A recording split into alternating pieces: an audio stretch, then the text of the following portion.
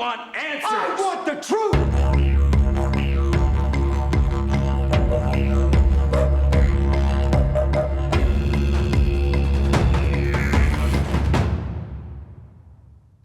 To answer your question, you sound great. Every now and then it like skips a beat, but I'm used to that. Okay, it's fine. The remote viewers, the lizards, they'll do whatever they're going to do. Oh, I mean, that's another place you can go right down the rabbit hole. So with Lay Love Down, as you can imagine, tell me all about it. we interface with a lot of spiritual beings. Yes. Human ones mainly, I assume.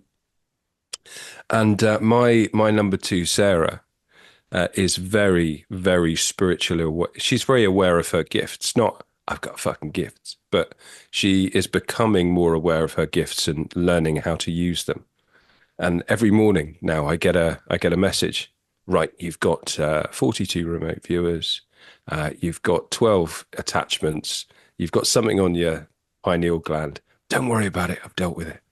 I'm like, fuck. That was quite complicated. I'm not sure how I felt about all of that. What was I doing? Were they remote viewing me when I was having a poo? You're thinking, have I watched anything on the internet I shouldn't have recently? It's terrifying business. No, that's horrible. As if you needed any more reason to be paranoid. Well, you probably have as well. Oh, most likely. You're doing significant work. Again, we can disappear up our spiritual bum holes during this conversation if we want to. Let's do it. Do you know what? Let's totally just go right up there. Oh dear. Up the sphincter of the spirituality control mechanism. Oh my gosh. Oh, it's just disgusting. That's incredible. I love that. I love that you I love that you have a number two that just so you know. Most number twos are like, they'll let you know, all right, you got this email and this email, you need to respond to this person. It's like, you've got these. Who are you, Ben Hawks? I'm like, oh God, when was the... No, I was about to say something I really shouldn't say, regardless of who I'm saying it to. But you do start to think about kind of censorious behavior and modes of censoring and modes of control and modes of observation. And you're like, well, I don't want people to read my emails. But what is the absolute point of that little slice of paranoia? There's absolutely no point in that slice of paranoia. Why worry about whether the Chinese are watching this conversation as it happens? Hello, guys. How are you? Good luck with your deep state. Oh, you are the deep state. Hilarious. But then you think, well, who cares if my emails could be read? Because everything could be read. We know good, we know people of good heart and good soul, like the Future Forecasting Group, who are using remote view for good and sharing knowledge, some of it horrible. If you've heard of the Future Forecasting Group, dear listeners, they're wonderful people. And Dick Algire, one of their principals, did a video on P. Diddy. They all do. So they do, they're given targets with numbers, which I don't know exactly how it works. There might be map references, I'm not sure. But they don't know what they're viewing and who they're viewing. So they've got no bias that they're drawing what they're seeing through. Wow. And they all did P. Diddy. And it was deeply affecting when Dick Algire, who's this lovely, lovely American old man, he realized what was going on and who it was. And then the things he saw when he was remote viewing, the way they were treating children and young ladies and things of this nature. He was crying on this Zoom call because of what he's seen. So we've got these wonderful people using this phenomenology, which I think is a word. So what are the other guys doing? They're fucking remote viewing bot farms somewhere, keeping track of us all. But here's the problem, my friend. Here's the problem: is a new podcaster is born every day. I know that for a fact. So they can't keep tabs on us all. I mean, if you're a remote viewer right now for the dark side, your day rate must be fucking huge. We live in a market economy. So yeah, Who knows, man? Are you being watched? Are we being watched? Probably. And that's okay. And to anyone watching, I say, fuck you. Be Hmm. honest. All will be well. I mean, I think technologically we're being watched from every angle already. I mean, I always have this moment of like, why the fuck would someone want to watch me? Do you Yeah. know what I mean? Like, Reasonable. man, but then at the same time, I'm like, I guess I'm putting myself out there and talk some level of truth. Is that a reason? It just feels like, is there not any better things that can be done with the resources? But yeah. But then Do you I like think Star Wars? I used Do you to, like Star Wars? I used to love it when I was a kid. There's a lot of truth hidden in there, without a doubt. And Yeah. at the end of the last movie, is it the rise of Skywalker? I forget, but it's the last one. And you've got this Sith fleet who have got all the technology that have been built by dark spiritual forces for decades and decades. And then suddenly all of these blips turn up. And the commander goes, "What the hell is that? The rebels don't have any fleet left." And this commander goes, "Sir, they're just people." And that's where we are now. Mm. They're all sitting there going, "Oh, yeah, but we're used to working within rules. We're used to being there, to being a defined enemy. And if there is a defined enemy, we always keep them within a certain control. We've got people like Alex Jones, and it's fine." But now there's just loads of people popping up everywhere. It's like the end of Pump Up the Volume, the most underrated Christian Slater film ever made. There's just all these pirate radio stations popping up. And they're like, fuck, what do we do about this new enemy? How do we understand them? We can't, they're just people. Mm. And that's where we are right now. We're at that tipping point. In America, you can see the energetic interactions and ebb and flow over there where people are fed up with being told that they're stupid and racist and fascist. Yeah, Mm. no, no, I don't want to cut the breasts off my daughter. And I'm okay saying that now. That's actually a big cultural movement and moment that people are willing to say these things out loud. Like yesterday, I was over at my family's, my parents, and my daughter's sat on my knee, and I'm reading her Old Bear. And suddenly, the whole family has just ended up in my mum's room. She can't really get out of her room at the moment because of mobility issues. And I realised that the entire extended family is sat there listening to me reading Old Bear to my daughter. And it's a cracking book involving bears and loft hatches and planes. And oh, it's a crack. And then I finish, and my dad goes, "Well, that was nice." And I said, "Well, Dad, it makes a difference from reading about the Jews did 9/11 and COVID-19 was a control mechanism." The guy, oh, it's absolutely fantastic. But I think I got the Overton window open just a little bit when I said that. By the way, the Jews didn't do 9/11. It's far more complicated than that. And the neocons and various other nefarious characters like that. Mm. Listen to your Uncle Ben. You'll be okay. Well, with that, everybody, I shall Mm. welcome our Oh, guest you're recording. to You're the recording, aren't you? yeah, yeah. Oh my gosh, I learnt from you last time. This is something to start from the beginning because Well, otherwise, no, you thought you learned, but you I... didn't.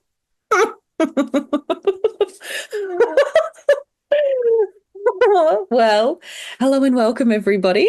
It feels redundant to do this now, but I'm doing No, it. no, it's great. Crack on. Form and process will keep us sane in crazy times. Well, that I can provide, although I won't go down that path. You're the host. We'll go down whatever path you direct us on. Remember, Well, you invented numerology, dude. So you oh, know. yes, yes, I did. Everything I say is truth. You Yeah, shan't absolutely. question any of it. No need. We should do a podcast simply called Entitled. It'll be amazing. Ah. Two people assume knowledge and authority and expect everyone to listen to them.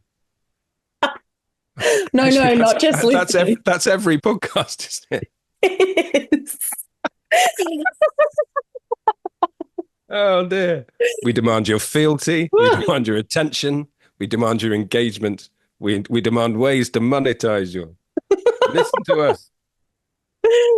We're the wayfinders of the new Follow, age. follow.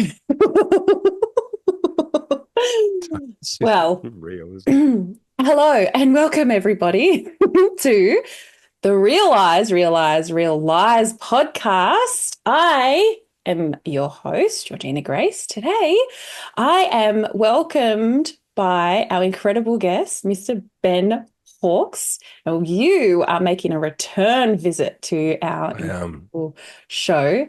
So everybody already knows that you're a LifePath 2911 too, but the first time we introduced you and we introduced this number, you had no idea what this energy was all about. Now I feel like you've been on a bit of a journey since then, and you're a little bit more aware of what this energy may involve when you start to truly and divinely step into and evolve within yourself and your higher purpose. Are you doing a caricature of yourself right now? It was the Kamala Harris hands I saw that you won't see on Spotify, but it's like war, bring in the authority. Are you going to make up 3 or 4 accents in? Are you going to go Cajun and then Afro-American? Hey, hey, Pennsylvania. We're Kentucky. Oh, okay.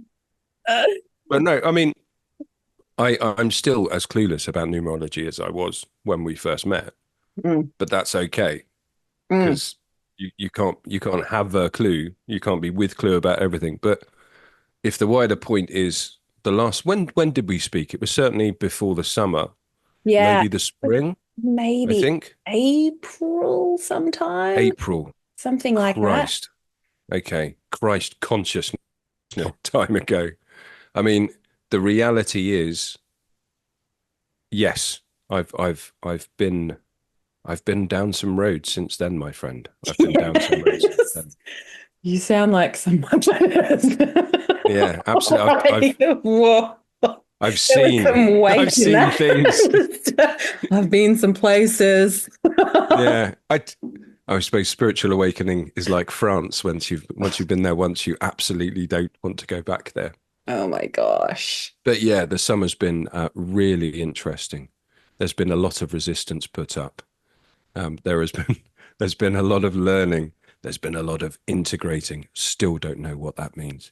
Mhm. Still don't know what that means. And if we can agree between ourselves, listeners, right now, and watchers and remote viewers, hi guys, um, is that every time we hear a buzzword to do with spirituality, we absolutely must agree to stop the speaker and say, sorry, can you tell me exactly what I meant by that?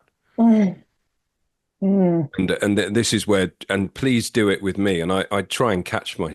Everybody needs to exercise some journalistic integrity as we're going into the fifth density, the fifth dimension, the new age, the whatever, mm. and say, sorry, just what the fuck do you mean by that? And integrate is one of those ones. I just don't know what that means specifically. Do you know? Do you have insight for us? Yeah. Yeah. I I mean, know. I use it all the time. Yeah. All the time. Yeah. And for me, I find it sometimes so challenging to, you're very good at articulation. I feel, and this is my story about myself, obviously, I don't feel like I'm very good at articulation. And when I see the word integration, it is like it's a visual for me rather than a intellectual knowing. Does Mm. that make sense? And so No, when that makes sense. Makes complete sense. It's yeah, like I'm like that with a lot of words. You feel into them intuitively. I kind of feel what that means around here, so I'm going to use it with confidence. And yeah. this isn't about your use of integration. This is just about a wider point that we're all going to have to learn a new vocabulary, which is a really hard word to say, by the way. One of the Voca- things I've been just narrating an audiobook, and vocabulary is a really hard word to say again and again and again and again, especially when demonic entities tongue tie you, or things of that nature. I love that you're using a hanky. I haven't seen a hanky in like Have you not? in the longest time. It's amazing. And it was the most classic hanky. Everyone, if I picture a hanky, I picture that exact color, folded up in that exact way, the slight off gray color, because it used to be white, but it's, been washed It, a million times. Oh, that just really brought me right back. well, I would show you it, but it's got product in it now, so I don't want you, I don't want That anybody to see that. could be worth something someday. I think so. Oh, Ben yeah. Hooks's product. He was one of those original truthers. No, I'm not. I mean, that's the kicker of it. We're not, are we? No. We're like fifth or sixth wave. We're not Well, special. no, no, no. We're fifth or sixth gen. That's what we call ourselves. Fifth or, We're 5G. fifth or Fuck. sixth generation. Well, we're third wave, to be fair. I mean, that's what we're in right now. We're in the Third wave. third wave. Or the third wave has been activated and we're attempting to wake up everyone else. Mhm. Amazing. Right, let's get back on track. So What are we doing? we are talking about, well, we were talking about the word integrate, what the heck Mm, that means. But I did want to talk a little bit about your life path number, your ruling number 29112, because as I was saying, you have very much evolved okay. since the first time we were together and I was talking to you about this number and what it really means, because I feel very strongly that you have actually um, come into it. Now, tell tell me again what the number means. And I'll 2952. be able to respond from a position of knowing Knowing. knowing there's another one. Yeah, well, Mm. I find it so challenging, the English language, constantly tripping myself up on the words that are coming out of my mouth because I'm like, that's not it. That's not it. What do you, no, no. I find it so challenging. Anyway, at some point you just have to go with it, because otherwise nothing comes out. Absolutely. Yes. You just did an incredible Bugs Bunny impression right there. It was amazing. Wow, not what I was going for, but two birds. Oh God, we're gonna come across as so annoying. Do you know what, though? I think that if there's anything people need in this current climate, it's just Yeah. laughing for nothing, for no reason. So, Yeah, 100%. There's so much anger, and it baffles me because when people are angry, they don't realize that they're captured mm, and that we live in a frequency-based universe.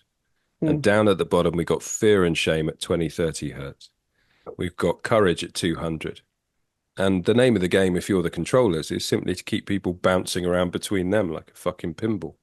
mm, And if you're pissed off about something, then you're in the game. And if you're in the game, you're being controlled. And while I completely appreciate that the farmer industrial complex and bankers' wars and child sex trafficking and pedivores and Hillary Clinton and all this stuff is maddening, absolutely maddening, one has to realize at some point that if you're in the conspiracy box, you're in a fucking box. So the only thing to do is to come out, look down, observe, and laugh because it's ridiculous. The whole thing's fucking ridiculous. There are 6 billion people on this planet, be it hollow, flat, round, whatever.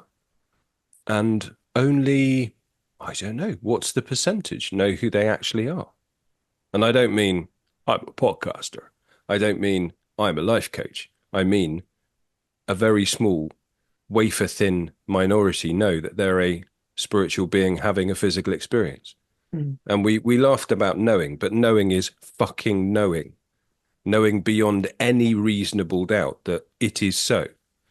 And I know beyond any reasonable doubt that it is so that we are spiritual beings having a physical experience. And once you get to that position, everything becomes so much easier. I've given up on grief. I've given up on fear. I've given up on anxiety. I've given up on worry. It comes in. I wake up every morning worried about something. But then you're like, hang on, what's going on here? Why am I focusing on a biological phenomenology called worry? Ah, I've just made it worse by calling it worry. What am I going to do about that? Ah, there's a meditation for that. And you crack on. So, yeah, you've got to fucking laugh because it's all a massive cosmic joke that we live in amnesia land, that we come down here to learn, and instantly we forget who we are. Ah, it is absurd. Why not laugh about it? And whether or not we're going to cloak that laughter in faux spiritual garb, it doesn't fucking matter. It's just a joke anyway. So, cheer up, boys and girls. Everything will be fine. And if it's not, you're going to learn something. And that's why you're here. So, Mm. yay. So, such a great introduction to your actual energy type, my friend, because this is beautiful. The 29112 frequency energy, mix of energy. It is a mix of Mm. energy. It's a very powerful one. It is. It is. Okay. Harmful, did you say? Powerful. Oh, sorry. It's like, fuck. I'm, Harmful. Oh my God. I'm common household bleach. People have to be careful of me when don't put me in your eyes or drink me Toxic. or leave me alone around children. That would be bad.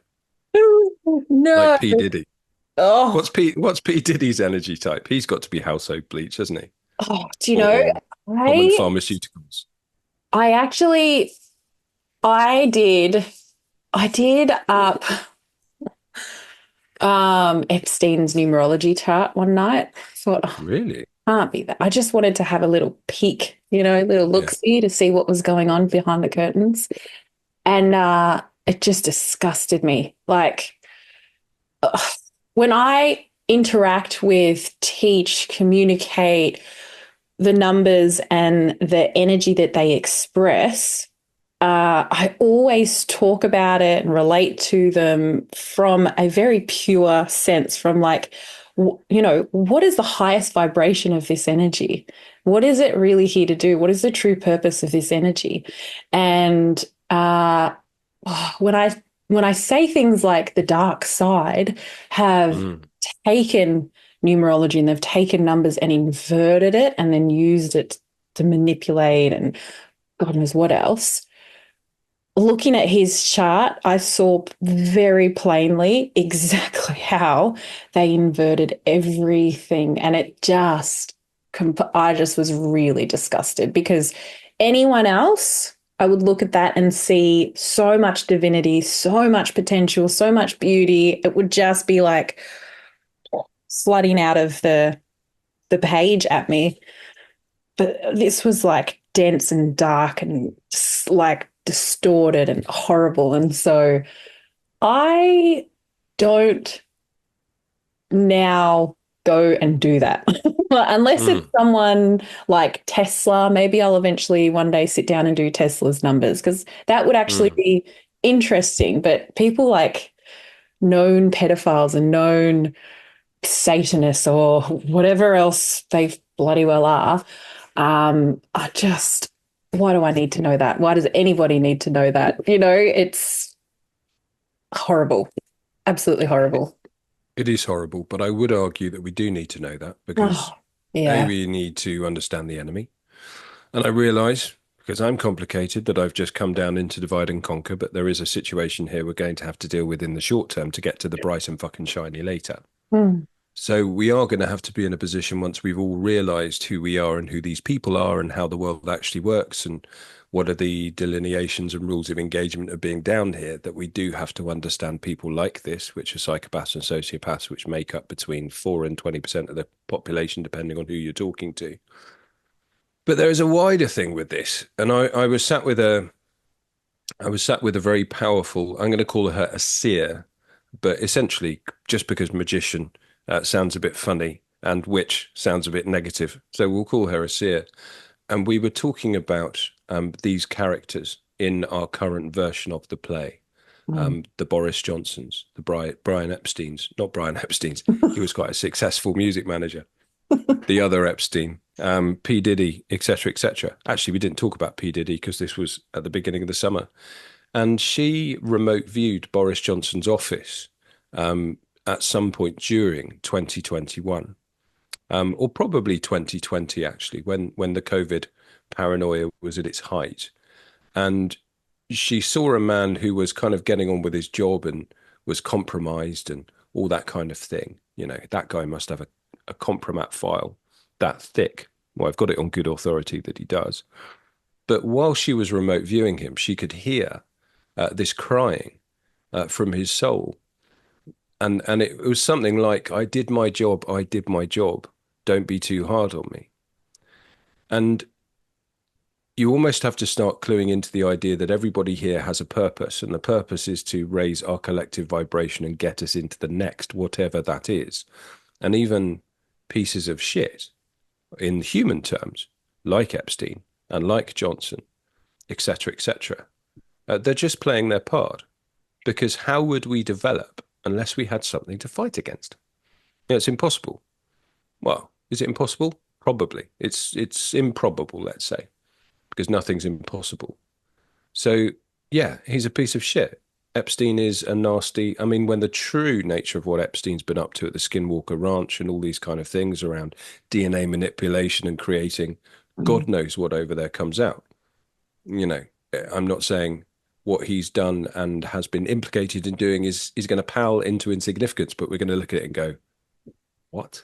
That doesn't make any sense. But are they just playing their part? You know, Mm. is it goodies and baddies to achieve the end? And there has to be goodies and baddies, probably.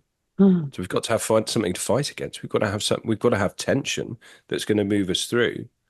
And if you're sensing growth in me, it's because I've had a horrible summer, and I'm Mm. not going to whine about it. But it's been an absolute bitch for a variety of reasons, and that has given rise to growth. And that is the way that growth must come. Now, if you want big guns, and by the way, I don't have big guns, but if you want big guns, you're going to have to work against something, aren't you? Mm. So yeah, these people are motherfuckers, but they're motherfuckers for a reason. And on the soul level, unless they've become too degraded over their time, you know, that's an interesting one. Does hell exist? I mean, our mutual friend Rachel Vaughan told me that there is a low vibrational realm. And if you allow yourself to come down to a low vibration as a soul over your lifetime, then that's where you're fucking going. And fair enough. If you deserve it, you deserve it. You crack on. But a lot of these people, especially the lower grade ones, be they pharmacists jabbing kids and all this sort of thing, we're going to have to go, well, actually, we're going to look at this on pure human terms, or we're going to look at this as soul development blueprint terms and go, well, you know, should we murder them? Should we kill them? Should we use due process? Or should we look at them and go, hang on, are you a sociopath and psychopath? Are you a striver? Are you a follower? What's going on here? Mm. So coming right back to discussions of integration and knowing and understanding these things, we're going to have to be very careful that we're not fighting the last war, because this is an entirely new situation that we're in. We're going to have to find a way to look at what's happened, not just in physical, legal terms or the physical reality and the legal framework around that. And I'm not talking about corporations and legislation. I'm talking about common law, the word of God, things that we know to be true, like thou shalt not kill, rather than thou shalt not take the seventh oxen on the whatever. Mm. We're going to have to find a way to integrate, there's that word, all of that stuff into a new way of looking at right and wrong. And it's going to be really hard, and we're going to get some stuff wrong, but we're all going to have to live together at some point, and we're all going to have to have a chat up there when we get together and go, oh, I'm really sorry I murdered you extrajudicially because you were mind controlled by a regulator that you were scared of.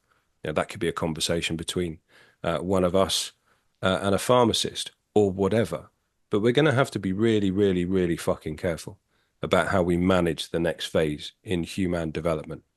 Otherwise, we'll just end up in the same situation again Mm. in 16, 24,000 years, whatever it is, depending on how you construct your belief system.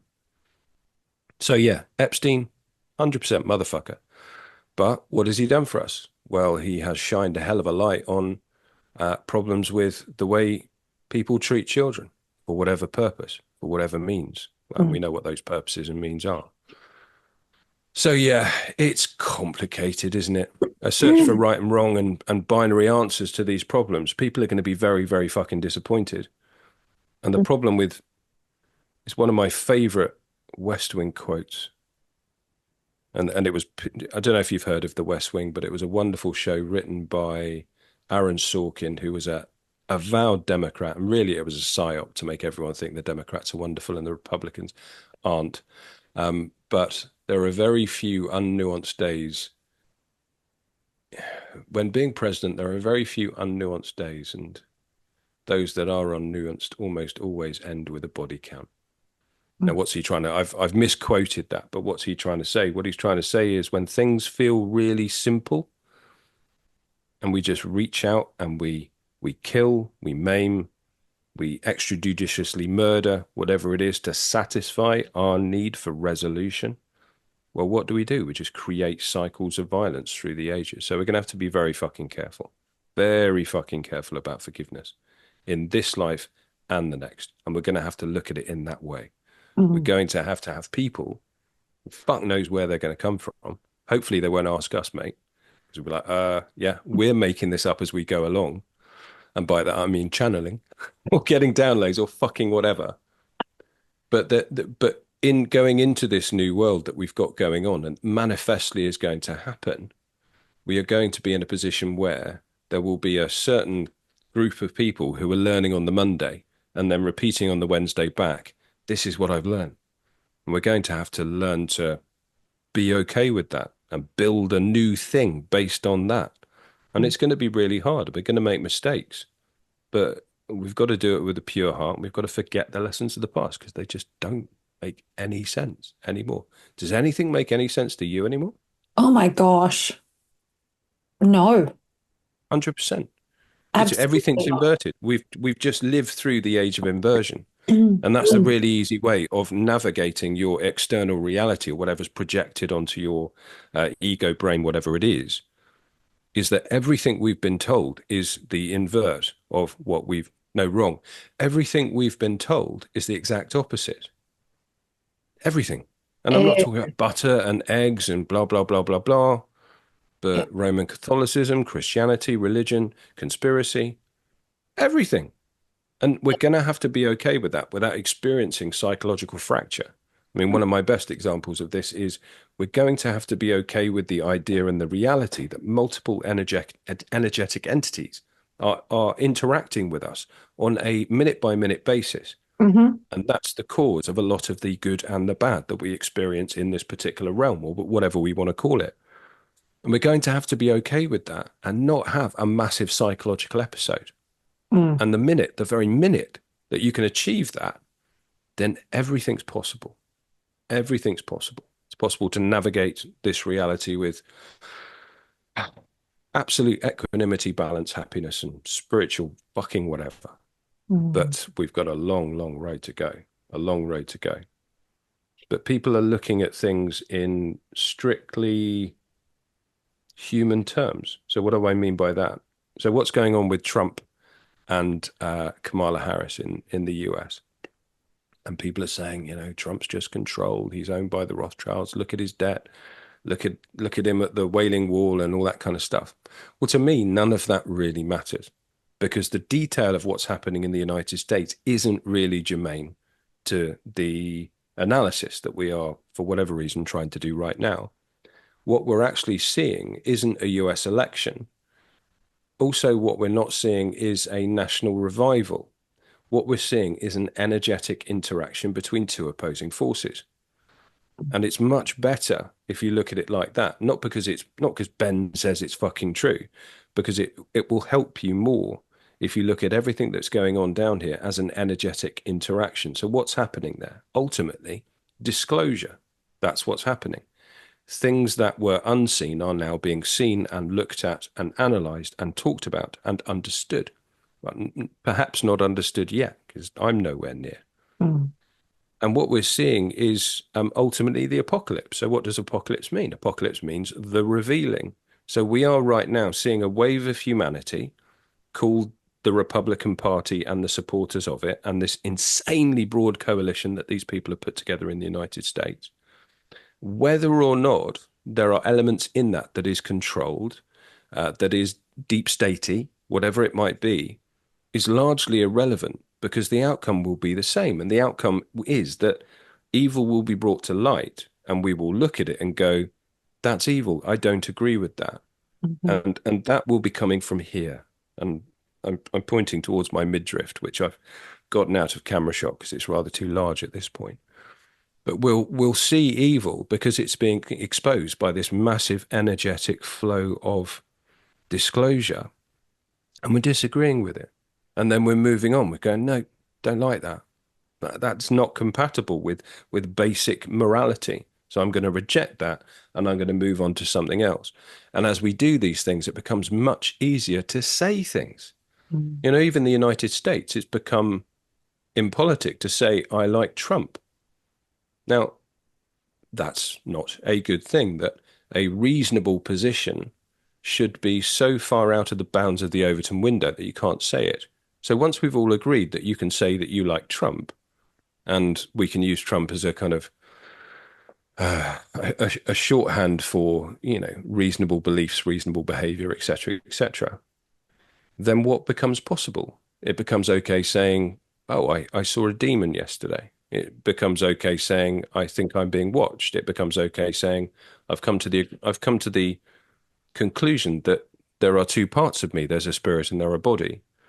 You know, when we get to the point in any country in the world where we can say to somebody at the bus stop, oh, I did a great meditation this morning, then we're good. We're rocking. But that's not going to happen until this massive energetic interaction is where it needs to be. And that's what we're seeing. That's what we're seeing in America at the moment. It's not an election, it's a revealing. Mm. And unless you look at it, and if you look at it in the strict 3D sense as an election, as red versus blue, as well, is Trump controlled? You know, was the assassination attempt made up in Pennsylvania, etc., etc., then you're not screwed. So I'm just going to turn WhatsApp off. Then we're not screwed, but we're just not going to get to where we need to be quick Mm. enough Mm. unless we view it in the, I'm going to say correct. I'm going to say correct way, reasonable way, useful way. So yeah, that's the growing up that we have to do. And certainly that's the growing that I've done over the summer. Presented with challenges, I've responded to them in a way that makes sense. And it's all pushed me towards this core proposition that we are spiritual beings having a physical experience. And that's caught up a lot of people around me, and life has become really, really fucking interesting. Mm.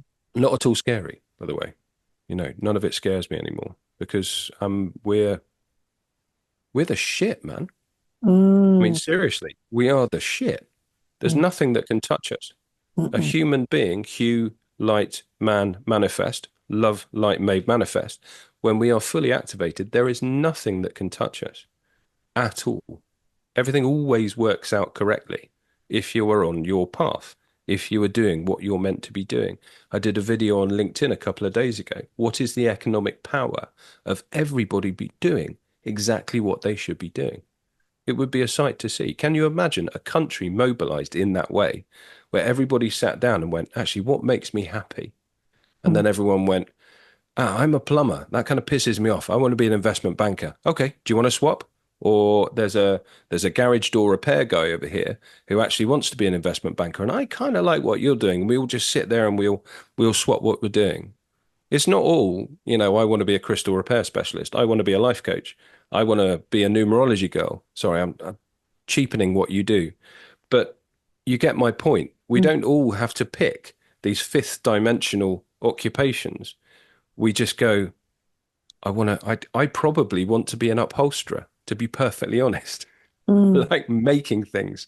I Mm. don't I don't particularly want to spend my time opening the hood of people's psyche, although it's something I'm called to do right now, as well as many other things that are going on right now. But Yeah. imagine the economic and psychological and joy power of everybody doing what they want to do. I'm Mm, not talking about sitting on their ass or deluding or oppressing other people. I'm talking about what do you want to do when you wake up in the morning? mm, It would be amazing.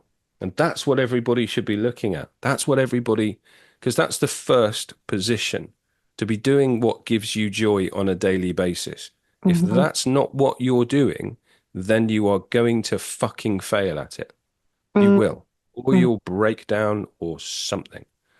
And the matrix can go fuck itself because if you allow a system to control you in a way that makes you get up and do something you don't want to do, dude, dude. I'm talking about the collective dude. Then you've got issues, man. You've got issues. But once again, 25 minutes have passed and I don't remember what the question was. So Hmm. incredible. And you touch on so many really powerful points.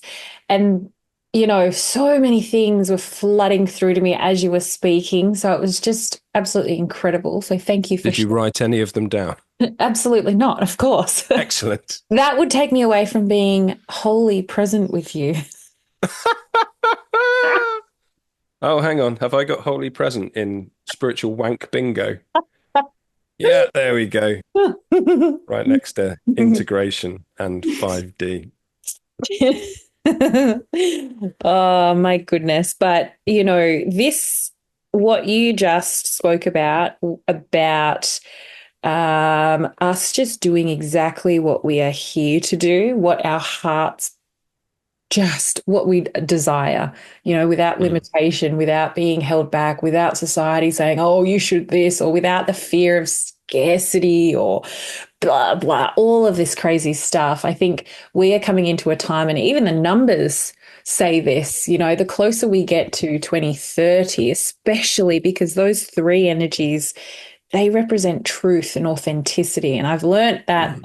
the frequency of truth and authenticity is actually a lot higher than the frequency of love. A lot higher. That's a really interesting point because Mm, when you look at the science of it, mm, because there have been exhaustive studies done on the frequency of emotion, authenticity just isn't there. But my partner in Awaken Life Coaching, Michael Dowling Fleet, and I'll come back to him in a second about path and indications and all that sort of thing. He said, well, no. Well, he's quite cocky. He said, no, authenticity is the highest vibration bid. And Michael, if you're listening, that is a good impression of you. that And is I a good thought, well, impression. of course, you've interviewed him. Yeah, You'll know. yeah, That it's is, like, come on, fuck, mate. Authenticity is where it's at. But Mike was the first person who said about it being integrity and integration mm, and taking light and dark and putting it into one. And that's who you are. mm, And authenticity is the shit. It's absolutely where it is. mm, And then you start to think, well, you start to let the mind wander. You start to let the brain do its job and interact with consciousness and everything else. And you realize that as we become part of a wider community, because let's be honest, there are fucking aliens, and we're going to meet them, and it's going to be pretty soon. We're just having that kind of time. They're going to meet our politicians and go, nah, that doesn't make sense. You're saying this, and you're thinking this, and you're mm, vibrating this. No. Uh, can we speak to an actual adult, please? So the currency of interactions in this wider world is going to be authenticity. It is absolutely going to be authenticity. And for to achieve that, well, you don't have to achieve it. You just have to kind of get rid of the shit and go back to it. You're mm, going to have to be on your soul path. Now, let's strip away something here because I'm sat here on a podcast. It's before the working day, for me anyway. So I'm gonna once we finish this, I'm going to do activities which make me money. Okay. But I don't have businesses that pay me thousands. And it's been a very, very tough year financially. And I'm not saying that to get anyone to go on my Patreon. I don't have one or anything like that. The reason I'm saying that is that I am talking about these concepts of following your joy and abundance following or coming with that. You add value to the universe and the universe will give you it back. I'm not saying that as a punchline. I'm saying that because it makes absolute sense to me. And mm, my mentor, one of the most boring conversations we've had has been constantly, I'm worried about money. I'm worried about money. I'm worried about money. And my mentor, every single time, 2 or 3 days before I had to pay the mortgage and I didn't have enough money in the account, it's gone, Ben, you can worry about it if you want. It's not going to do anything because it's going to be fine. Every single time. And this year, there have been 6 times in the last 12 months where I've looked at my bank account and thought, fuck, I cannot provide for my family this month. Every single time, without fail, it's always worked out. Mm. Now, am I a genius? No fucking way. Am I blessed? Well, everybody is. But am I on my path? Yes, I am. I have a reasonable possession of a fact pattern that tells me that I'm doing what I'm meant to be doing. So, Mm. what do I get back from that? I get enough. I get enough to get on every single time. So, hilarious. So, my wife has been interacting with our tax regulator about her tax bill, and they've been awful about it. She's been very pregnant, and it's been horrible. But finally, they said, well, you owe us, let's say you owe us no, we can be specific. They said, you owe us £1,100. And we said, okay, how are we going to get £1,100? Like, oh, can you sell some crypto? Don't really want to do that. They're all shit coins and they haven't gone up yet. I feel terrible doing that. Okay. So we can get some money from here. We've got a shortfall of 500 quid. So my wife disappears and comes back very excited. So we've got a savings account. I said, yes, we have. I'm pretty sure I emptied it 5 years ago. You didn't tell me. Let's deal with that later. Let's find the books. Let's see what the balance is. She couldn't find them. She asked me to look in the office. Behind me, I found her book, her savings book. And I looked at it and grinned my fucking ass off because it's exactly the amount of money we needed to pay her tax bill. So I walk into the kitchen. My love, how much do you need? 500 quid. Okay. How much do you believe that the universe is laid out exactly for you? And if you're following your path, everything will be okay. And she looked at me and smiled, said, how much is in there? I said, £523. Now that's a silly little example, but I have lived this for the past 12 months, that every time there has been a requirement, the universe, and by that I mean multiple income streams, has come forward and made it so I can pay my mortgage. So don't tell me that it's impossible. Don't tell me that I'm a special case. Don't tell me that I'm lifestyle fucking guru on a podcast. Actually, I've got the backing of hundreds of thousands of pounds. I fucking don't. I am living on the hairy edge, just like everybody else. But the difference is that I believe. And a belief is an idea that takes root, but it has power when you live it. When a belief becomes a knowing that we will be okay, that I'm doing the right thing, everything will change. Mm. Everything will be laid out for you. Doesn't mean you don't have to work for it. Doesn't mean you don't have to put in the hard yards. Doesn't mean you don't have to wake up early and then go to bed late. It doesn't mean things aren't going to be really fucking difficult. But what it does mean is that you can do what you should be doing and get paid for it. And let's say, receive the energy that allows you to do all the things that we need to do in the daily grind, Mm. whatever it is. So Mm. just fucking crack on. Do not be restricted by the fairy tales that people tell you, that your parents tell you. It's just garbage. You are a creator. You have literally a spark of the divine within you. God, the universe, love, light, consciousness, the field, the Godhead, whatever you want to call it, all the same fucking thing. Woke up one day, got bored, realized he knew everything. Sorry, it's 2024. I can't gender God. Realized he knew everything and then thought, well, if I'm going to sit here for fucking ever, because I invented time, then I'm going to have to do something about it. Mm. And he thought, well, I'll create universe.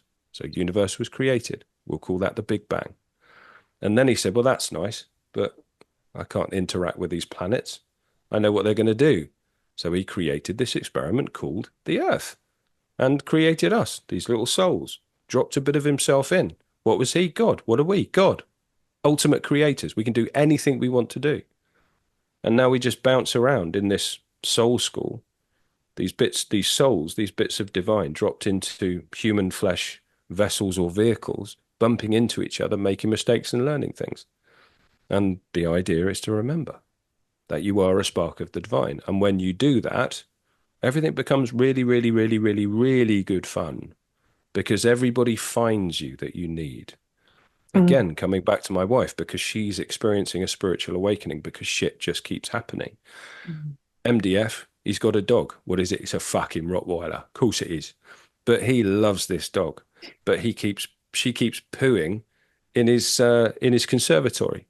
So I say to my wife, who's by the way a very talented dog trainer, and her purpose is helping people live great lives with their dogs. You know, we've sat down and we had this conversation about soul purpose. She leaves a message for Michael, telling him exactly what to do. Guess how long that message is? 3 minutes and 33 seconds. I'm like, wife, look at that. Oh, I see a point. I see what you're guessing at now. So when you open yourself up to this stuff, everything becomes not easy because it's really fucking hard at times. Again, blub, blub, blub, blub, blub. Full guru, full podcaster, whatever. But it is. But when you break through that, it doesn't become easier, but it does become evident that everything's for you. And if you doubt the divine, and I'm not being religious because religion's just another control mechanism. And I'm sorry, Christian friends, but you've been worshipping aliens or possibly the devil, not sure. Everything that had to happen to make you. Think about that. Now, first, accept there are no coincidences because there aren't. It's garbage. If you accept there are no coincidences, think about everything that had to happen in order to get you where you presently are. mm, It is fucking mind-boggling. How many people had to meet? How many things had to occur to put you exactly where you are, which is where you're meant to be, by the way. The moment you realize that you're set, it's just fucking mind-boggling. And mm. you'll never doubt love, God, light, divine, Godhead, the field again. It's crazy, but amazing. It's Crazy all good. amazing. And Mm. it's, you know, I sit down with my husband at times and we talk about just the like how even we came and met each other and all of the moments in time that had to occur for us to meet. Yeah, And our meeting alone felt incredibly synchronistic and just like what, never in a million years could I have created that happening if I tried to, let alone mm. the actual creation of self. It's incredible. Yeah, and imagine what your kid's going to do. Mm, Imagine what mine are going to do. mm, Imagine what everybody else's are going to do. And there again, the synchronicity. I mean, my me and my wife met very late. We met very late because we had horrible 20s and 30s in terms of mental health, bouncing between episodes of depression and massive pharmaceutical use, illegal and legal. Well, the illegal was me, to be perfectly frank. But we had to get that shit out of our system, or we had to be tested to achieve the right frequency. Because we are fighting a multi-generational spiritual war. We genuinely are. One of the things I did over the summer was sit down with somebody and go through past lives. mm. And I mean, for clarity, first you have to adopt a position where you're going to be open to the quote unquote truth you're going to be told. Yeah. But I've seen enough. I've seen enough over the past 3 to 6 months to tell me that it's all real, that magic is real, ultimately. Mm, So this woman, very talented woman called Cheryl Prince, who I interviewed on the Wake Up on my last episode. We went through my past lives, and I'm not going to be that twat and go through what they were, but some of them were quite horrible. And in some of them, I wasn't a good guy and mhm. I did terrible things. And others, I was basically Severus Snake and got murdered and blah, blah, blah, blah. Sorry, Snape, Potter fans. Um, but you start to realize that we are dealing with what we're doing in this life. We're dealing with what we're doing in the last life. We're dealing with being circuit breakers and rhythm breakers and making sure past lives karma. Well, Rachel Vaughan says karma doesn't exist right now. And I'm like, okay, yeah, that's another one to fold in, that all contracts have been released, which is a really interesting concept when you think about it. but we're dragging this insane amount of shit through this life, trying to deal with everything we've done, everything we're doing, everything we should be doing. And it would destroy you psychologically if you stop to think about it in detail. But here we are doing things, being successful on our own terms. And I don't mean material, I mean spiritual, and making it happen. But it's just, oh God, it's just so big. I'm tired. I'm sat I'm sat here now planning what I'm going to say, which is a surefire way of going into a conversational cul-de-sac. But when you sit down and think about it, it's crippling. So you've got to be aware of it and just crack on and remember that you are at the point of the sword. I always come back to the bit in the Titanic. I'm the king of the world.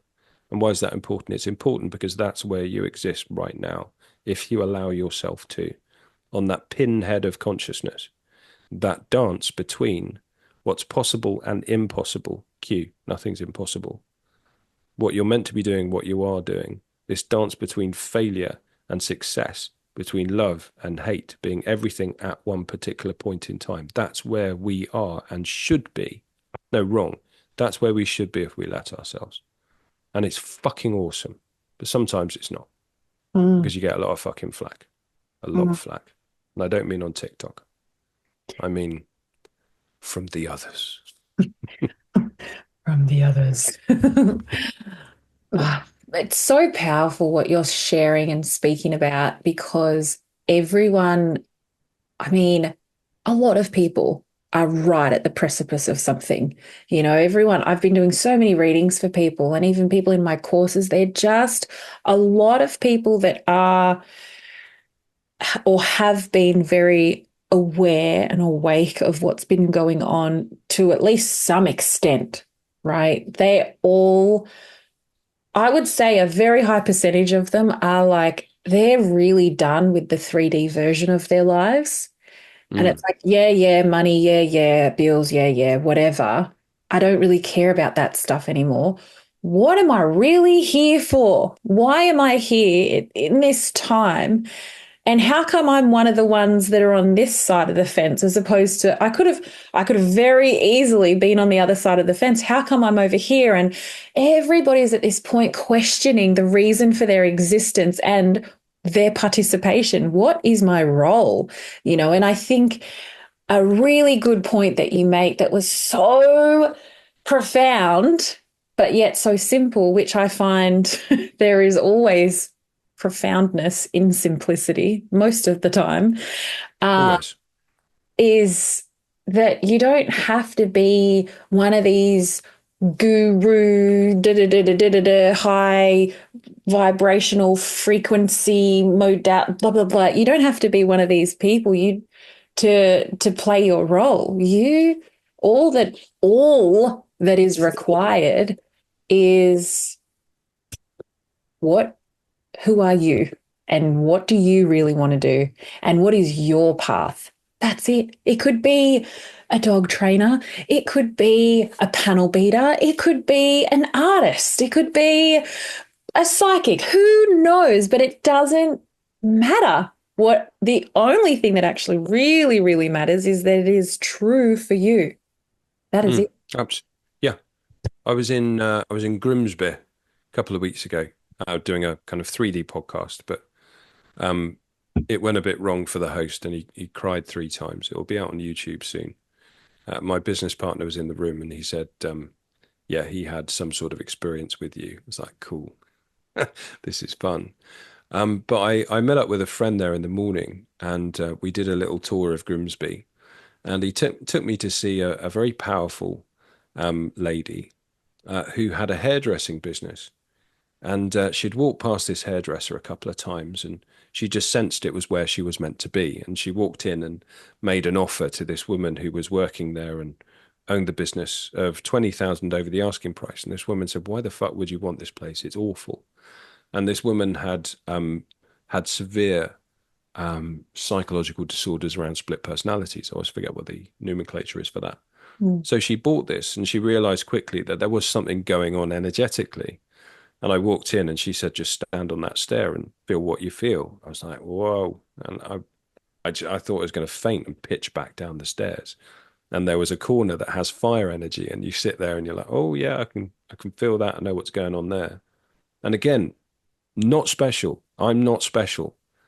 I've just come to the realization that we are all capable of picking up on this phenomenology, that the spirit that we are is absolutely in line with all of this stuff if you just let yourself be. And she was a hairdresser, and she obviously was completely happy with her what she did to earn money. But some people might look at hairdresser and go, "Oh," turn their nose up at that. Wrong. Wrong. Hairdressing is a massive fifth dimensional occupation. Why is it a fifth dimensional occupation? Because it is one of the very few times that people get to sit down for an hour and have everything completely about them. Mm, And they get to just speak. They mm, just get to let it all out. And hairdressers are great listeners. And mm, hairdressers who are psychics, they're fucking great listeners. So we're mm, going to have to start recalibrating our conception of value. One of my it's a family member. So I'll be very not loose with the truth, but I won't go into much detail. But um, this family member's father was a very, very successful businessman, incredibly successful, and sold several businesses, and is a very rich man, a man of means, a man of wealth, a man with assets, with holiday homes and lovely cars. But the price he paid was the happiness of his children, and he's being forced to call in that debt right now, and it's causing massive issues around this particular part of the family. And you have to look at it and go, well, yeah, accounts are being settled because an imbalance has been experienced there. You've gone for a certain modality of existence and living, and you've made it about money. And you've gone too far that way, and you're now paying the price. You're being dragged all the way that way. You're going to have to find a way to make this work. And me and my wife, we sat down and kind of went through this idea of happiness. And we've had ideas about happiness, of nice cars and eating out and things of this nature. And we realized that none of it really matters. mm, And that if you are working in the present to build up massive pots of cash and build up a buy to let portfolio and all of this sort of thing, done in the right way with the right intent, none of that is wrong. But if you're mortgaging your present, no, wrong. If you're mortgaging your future in the present, i.e., giving up happiness now, then what the fuck are you doing? mm, What kind of life is that? It makes no sense because the present moment is everything. So if you're working in the present moment, and I don't mean things like, working out and having a low time preference and putting off getting cash and all these sorts of things, all of these reasonably good mindset strategies that people adopt. But I'm just talking about following money rather than joy. It's going to fuck you every time. There's always that you always have to pay the piper.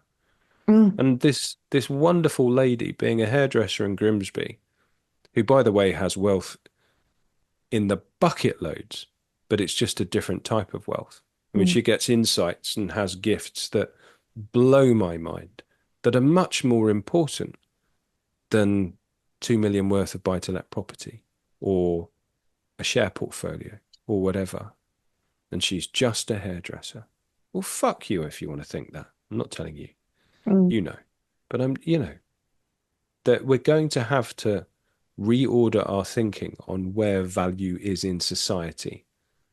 Because as it was Tucker Carlson at the Madison Square Garden thing last night, was talking about this rentier class, and it's not just America, it's everywhere, that have built a system that rewards utter mediocrity mm, because you're just closer to the spigot of money creation. And this idea that and it's as true in Australia as it is in the United Kingdom, that there is this class of people who have no ideas and no insight and no soul and no spirit and have no idea about how the way life is meant to be lived. The majority of whom are sociopaths and psychopaths. And we're meant to look at them and say, if I work hard, I could be like you. Absolutely not. I don't want to be Jamie Dimon. I don't want to be Keir Starmer. I don't want to be Joe Biden. I don't want to be any of these people. I want Mm, to be me. I want to follow my path. And I have no interest in this old school, old world idea about surplus wealth. What's the point in having more grain than you need? You're going to be cared for either way. mm. And the very minute that you work that out, dear listener, everything's going to change, man. Everything's going to change. Again, no idea where that started. I don't tend to ask questions. I just seem to say stuff that trigger amazing Yes. things that come out. Well, It's uh, well, incredible. that, well, that's controversial because none of this is amazing and none of this is controversial.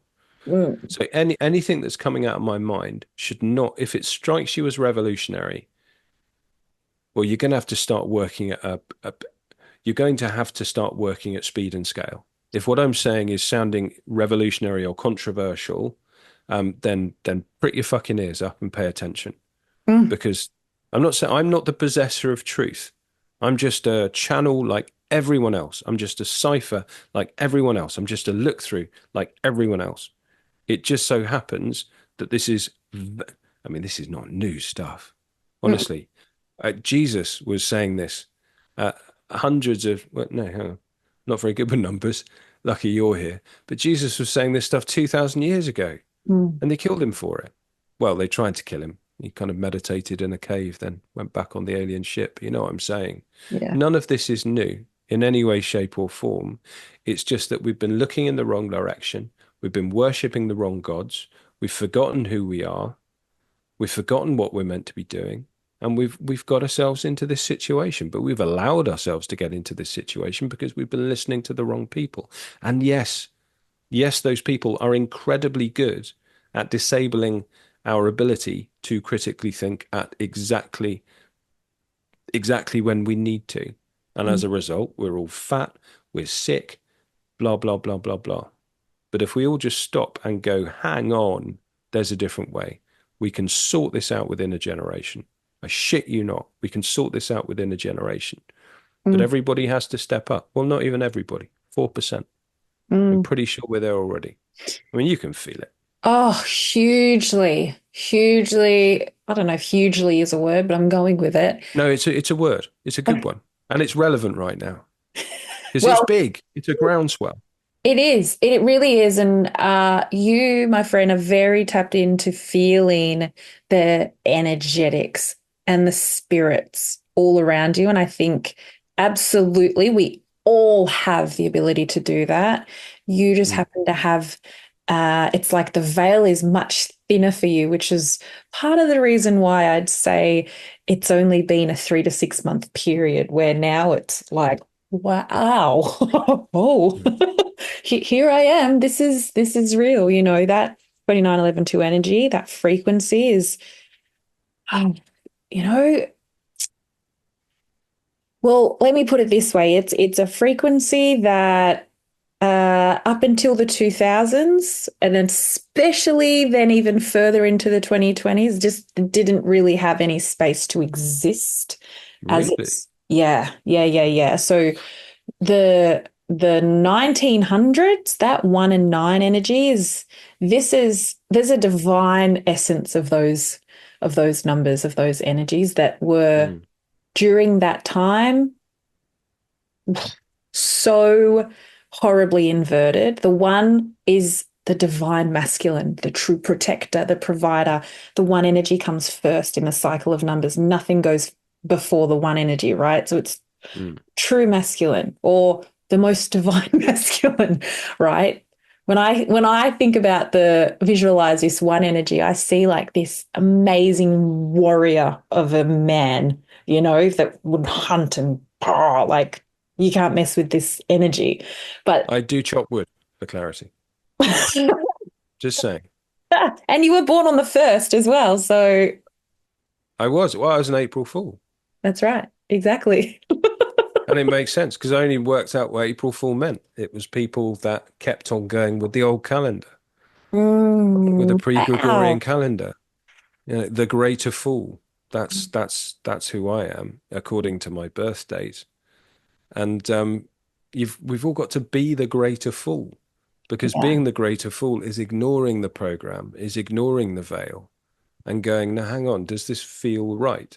And I Mm. don't mean the protein idea of I should chase hedonism and quote unquote joy at every particular point of my life. But what I mean is, hang on, this is wrong.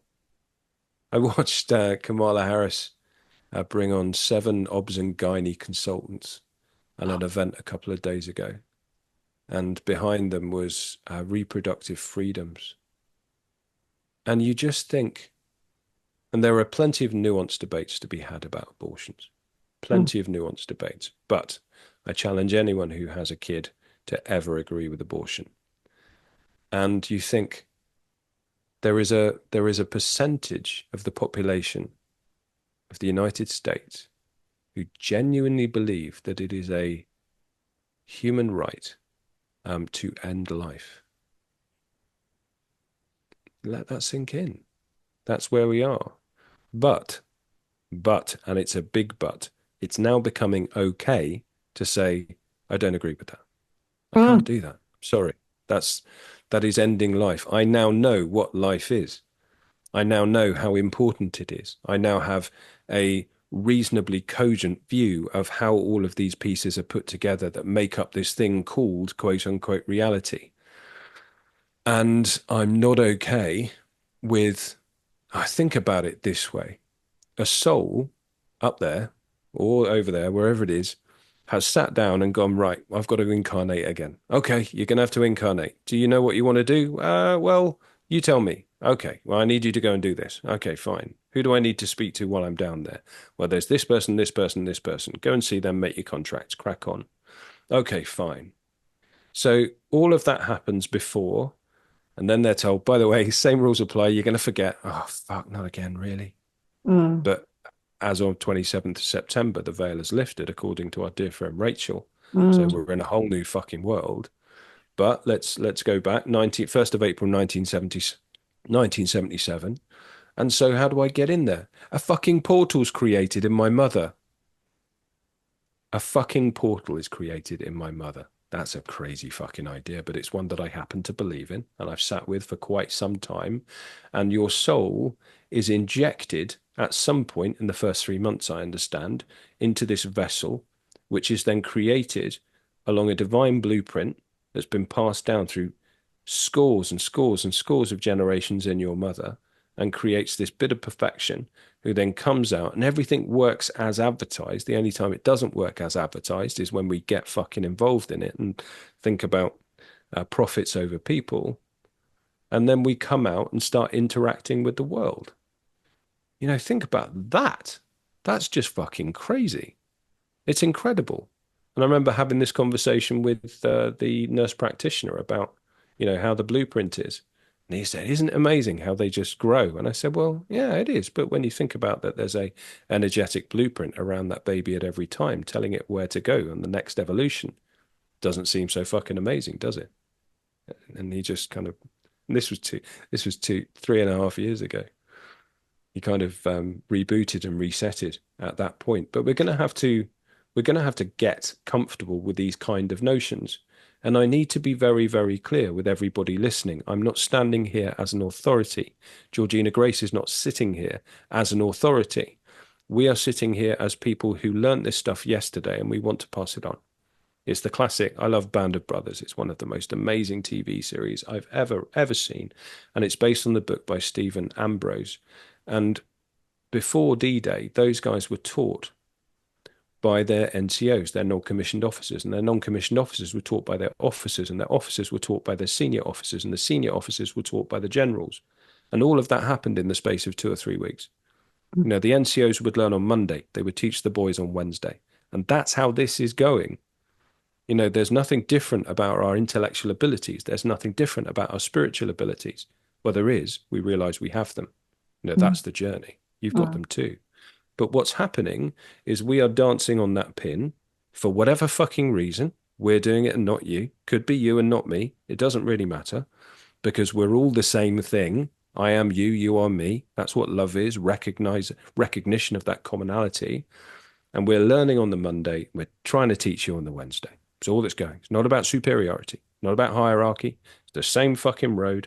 Either you're slightly ahead and you turn back and say, I've seen something you guys need to know about. That's all that's going on in this podcast. We've seen something. You guys need to know about it. We're not better Mm. than you. We're not more superior than you. We're not worth more than you.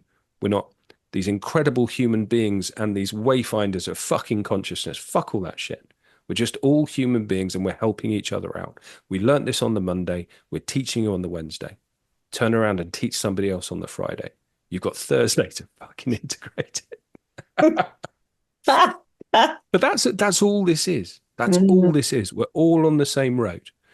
And if we're doing something before you, if we're learning it before you, it doesn't mean we're better than you. It just means through some agreement back then, we've contracted with you to have this interaction so you can work it out a little bit after us. And that's not superiority or better. That's just timing. And the fourth dimension is time. And I've no idea why I just mentioned that. Hmm. It has been spoken. It So it has is. been spoken. So incredible. And I mean, not incredible, but incredible because I think there's, oh, someone asked me, I don't remember how long ago, and they asked me, who's your hero? Hmm. Okay. Who's your hero? And probably half expecting me to say some big recognizable name that everybody knows about you know, and I sat with it for a moment. I really looked because I don't know. Have you ever asked yourself that question? Who is your hero? It's an interesting question to ask. Well, And I used to say my dad, and I still believe that actually, mm, because well, any father really. But no, I haven't asked myself that question. mm, I remember my speech at my wedding, and I said, "Dad, you're my hero." I still mean that, and by God, he's putting up with a lot at the moment. mm, That's a man who's under the cosh right now, and will be fine. I think it might be more. I think it might be more useful, and I'm not being willfully controversial, but to reject the concept entirely. And the reason I say that is that if we go about nominating heroes for ourselves, we're doing a couple of things. We're looking to an external savior of some kind, and there are no external saviors. There might be people who are put out there energetically to make things happen. And if we're taking the ontological or consciousness led or vitalistic view of reality and this energetic exchange view of geopolitics and human events that we talked about earlier, we can put Trump in that category, and negatively we can put Dan Andrews or Boris Johnson or Keir Starmer in that category. They are kind of energetic totem poles who are there to receive energy, dissipate energy, move people in certain ways. Um, so I wouldn't see Trump as a savior. I would see him as somebody who's higher in people's consciousness, different use of the word consciousness, and is there to achieve something. But the moment we have heroes, we start forgetting, well, what Jesus is what the core teaching of Christ was, which was whatever I can do, you can do better. And everything's within. No, mm, those are really the only two things that he was saying, in my humble opinion. When you mm, take out all the loaves and fishes and those sorts of things, is yeah, I look good. Check me out. I look fucking good in a robe and sandals, and I can meditate for an hours and hours. But whatever I'm doing, you can do, and you can do it better. And all the answers you're looking for are within. mm, Now, if that's true, and I believe it's true, then let's look to people for encouragement. Let's look to people for new ideas. Let's look for people for insight that pushes us in a different direction. But let's not look for heroes. Let's all agree that we are our own savior and that we have no need of posters. We have no need of icons. We have no need of idols Mm, because we're all the same. And all of our idols, we're going to find out horrible things about them. mm, We just are. And I don't want to be cynical and negative about it. It may not be true, it may be true, but I read a witness statement in a civil case against P. Diddy, and it outlined how at some point in the early noughties, there was a party at a Los Angeles mansion, and this girl was present when she was under the age of 16. And actually, I don't know that specifically. I think she may have been 17. And also present was one Sean Puffy Coombs and Denzel Jr. Washington. And that hit me like a fucking freight train because I fucking love Denzel Washington. I love his movies. I love what he says. I love his morality. I love his guidance. I love his speeches. Um, and I just thought, fuck. And I walked into the house and Claire said, "You okay?" I said, "No, I'm not." "What's wrong?" I said, I think Denzel might be one of them. And she was like, "Oh, no." So we're going to lose a lot of our heroes. And we're going to realize we've outsourced a lot of our mojo and development and our vim and our consciousness and our spark and our spirit to people who just don't deserve it. Would you mm, know who does deserve all of that? You, mm, you listener, you deserve all of that. You should be putting yourself up on a pedestal because you're perfect. And mm, the only reason you're not perfect or might not be perfect is because you've been listening to the wrong voices. You've been listening to the external when you should be quietening your mind. Yes, I'm sorry, you're going to have to meditate and listening to what's within. And if you do that, all will be well. But the more you listen to voices external to you and not use your discernment and get angry and feel you need to be part of a tribe, the more it's going to go wrong for you. And let that be the lesson of 2024, when mm, we all realize that we don't need heroes. We don't need voices external to us. We all require guidance, don't get me wrong. We all require teachers, don't get me wrong. One of the most revolutionary things that has happened to me this year is I found a mentor. mm. I can never say his I can never say his name in a podcast because he's a tech founder. He has a 3D life. And if you know him and read between the lines, it bleeds out every time you put something on LinkedIn. But that has been revolutionary for me because there is someone who's slightly further down the path who turns back and says, "Don't worry, it's going to be okay. It's Mm, going to be okay." So yeah, it's a great question, but it's a question that we don't need to reject wholeheartedly. I'm not stomping on what you're saying, but we do need to ask ourselves, why do we need heroes? And mm. who are the ones we've been given? And I've in my mind, I've got that blue and red and black poster of Obama, of Barry Sabiro. What's his second name? Anyway, I forget. Barry. It is what it is. The truth And is the truth. It's got a different frequency. And I'm thinking all of the heroes we've been given. given. And am I including Trump? I don't know. As I say, I don't look at Trump as a man. I look at Trump as an energetic signature that Mm, is kind of holding up the veil and going, look at this. mm, And that's what Rogan was about, ultimately, was mm. just seeding into consciousness. Witness Trump saying the people from outer space. And why did he say that? Do we think? People. Worth looking into. People. That's what he said. People. Very That's what he interesting. said. Indeed. Love to Indeed. look into his numbers. That's worth doing, I will definitely. do that. I'll do that. I Because always, while he might not be a hero, but he's definitely not a hero. He's a flawed man. He's a deeply flawed man who's done some really fucking stupid things and said some really fucking stupid things. But again, I I I get frustrated. I'll admit it. When people say Trump is running this campaign, he's meant to be this good guy. Why isn't he talking about the Israeli infiltration of US politics and the fact that the US government, and it is a fact, is owned by the Israelis? Well, Mm, let's just say the Zionists or the Sabbatean Frankists, because there are millions of good Israelis who are just fucking people trying to get on. mm, Why isn't he talking about the COVID vaccines? And I say, well, come on, dude, seriously. Do you think if he said that, he would take the people with him? Honestly. Yesterday I misspoke really when I said to my father, it's nice not to have to talk about the Jews doing or the COVID control mechanism. That was too much. I looked at his eyes and it just bounced off consciously. But if people aren't ready to hear those things, then why say them?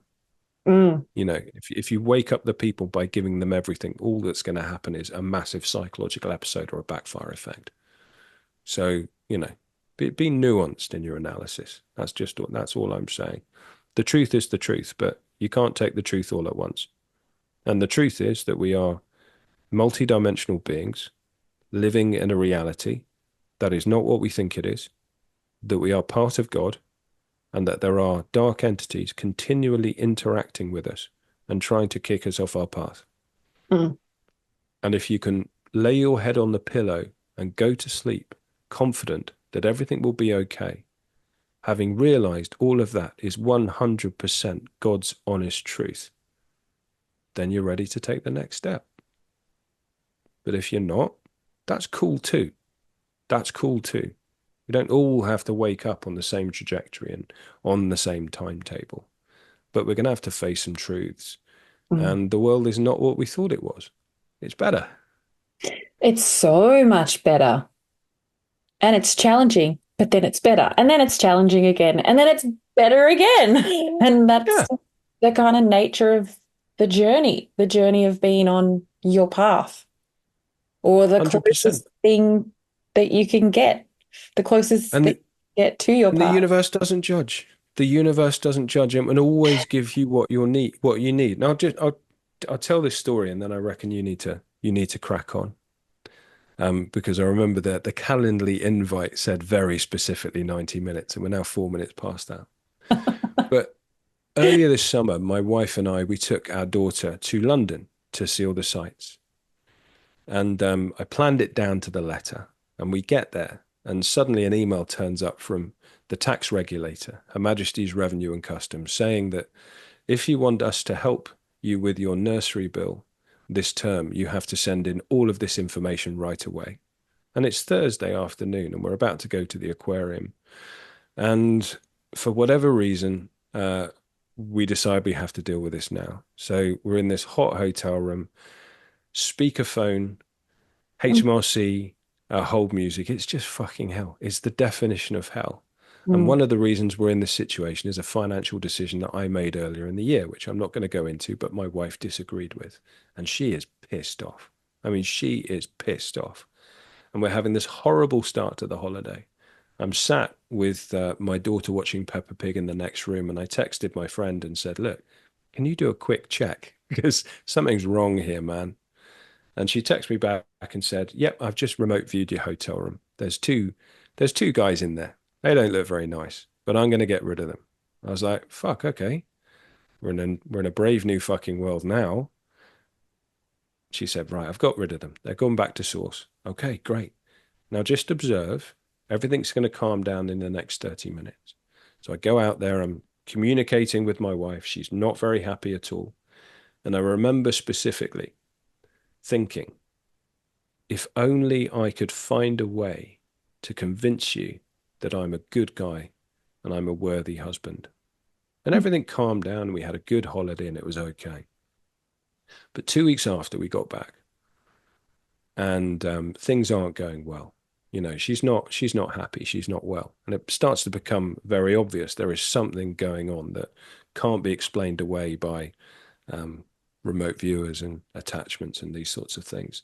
So she ends up in hospital on a Sunday, mm, and I think it's just for one night. And she phones me on the Monday and said they want to keep me in, and I'm like shit. So I'm suddenly staring down the barrel of an open-ended stay in hospital, and I'm suddenly a single parent.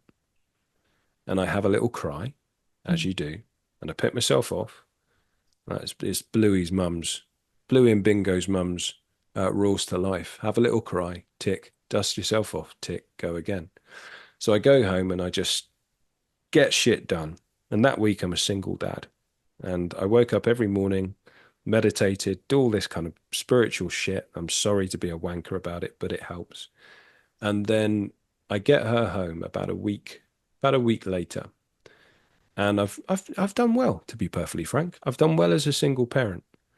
And everybody says so. There's a bit of Trumpism there. And then a week afterwards, she comes into the kitchen. I'm doing whatever I'm doing. And she says, Ben, you are a deeply impressive man. Mm. And I thought to myself, that's the nicest thing anyone's ever said to me. But then I remembered what I thought in that hotel room. I would do anything for the chance to prove to you that I'm a good man and a good husband. Now, what we get, the answers we get to these questions are not necessarily what we want to get. But if God wanted to teach us courage, what would he do? Would he give us courage, or would he give us an opportunity to grow the courage ourselves? If God wanted to teach us patience, what would he do? Well, with me, he sent me the next door neighbors building for 3 months. Couldn't hear myself think for 3 months. Where am I now? Somewhere completely different. Well, I asked the universe for a way to prove to my wife that I was a good man after fucking up. And by God, it delivered. So it's not always good. It's not always what we would call positive, but it will get the job done. And just take that from anything else I've said, that whatever you need, the universe will provide. But it might not necessarily feel good at the time.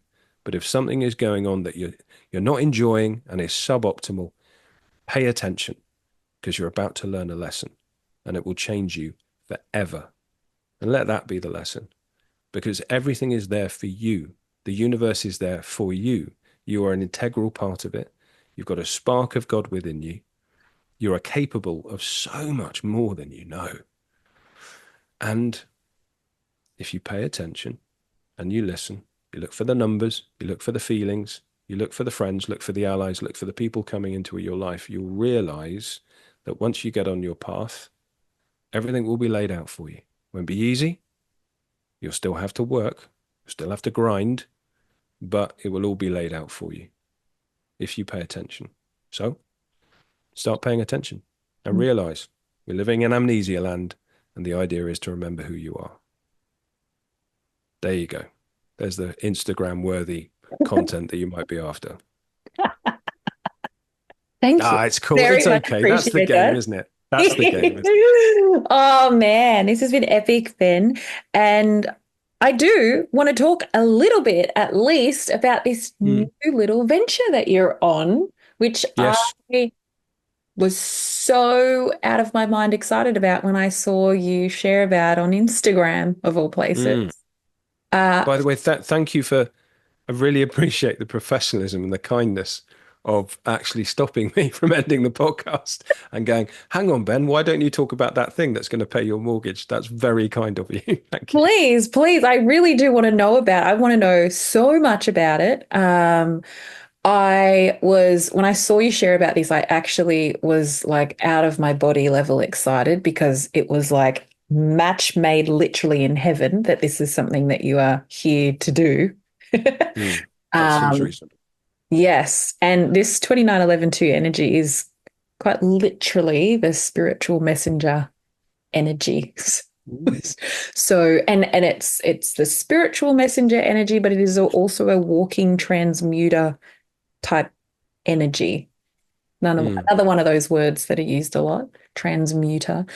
Uh, Well, it makes it, well, it's, we're sat here in front of two microphones, and what those microphones are doing are taking signals in the form of audio, turning it into an electric signal and reproducing it on the other end. And that's ultimately what that is. and Yeah, mm, yeah. you just So happen, sorry. no, no, I'm sorry. You're the host. I'm going to shut the fuck up and let you talk for a bit. All I was going to say is that the 29112 energy, what it specifically focuses its transmutation, going with that word, is is love, actually. Love. So it Love takes Actually, love actually. one of my favorite films of all time. Well, yeah, because it takes that which is not love and runs it through the motor that is Mm, your energetic vessel and spits it out as love, and actually a kind of love that hasn't existed, hasn't been able to exist in abundance on this planet for a very, very long time, which is, yeah, being under the 2020s, that two frequency, that is what represents love.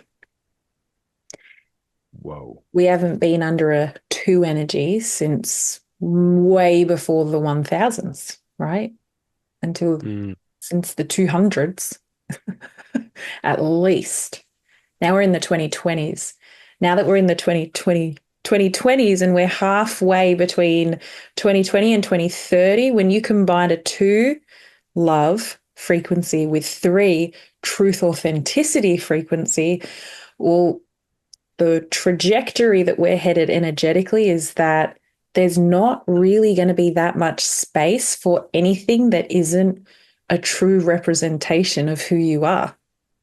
yeah. So it's kind of like you either got to get on the bad bandwagon or there's not going to be space for you.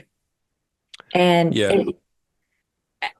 and so I don't think that there could be anything more perfect. And I'm hopefully very much going to be proven wrong because you are constantly growing and expanding, as we all are. Wow, That word. was grammatically correct. Thank Don't you. second guess yourself. Thank you.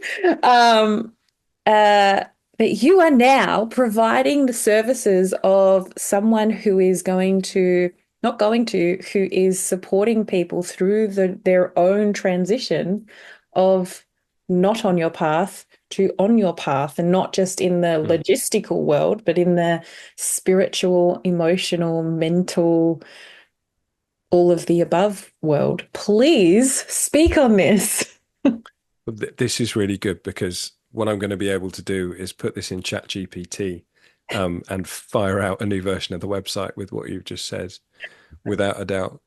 I mean, one of the first things to take into account and to kind of percolate on is that as we move through this time, this kind of transit into what comes next, there are going to be all sorts of professions of and ways of making your way in the world that which people just are going to look at and go, "Fuck, you know, that's that."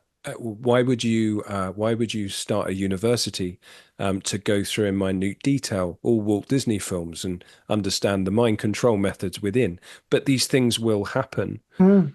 and yeah, one of the things that makes real sense to me is this idea that no one is superior, but there are people who are just slightly ahead on the road, and have been through the shit and want to help others so they don't have to go through it.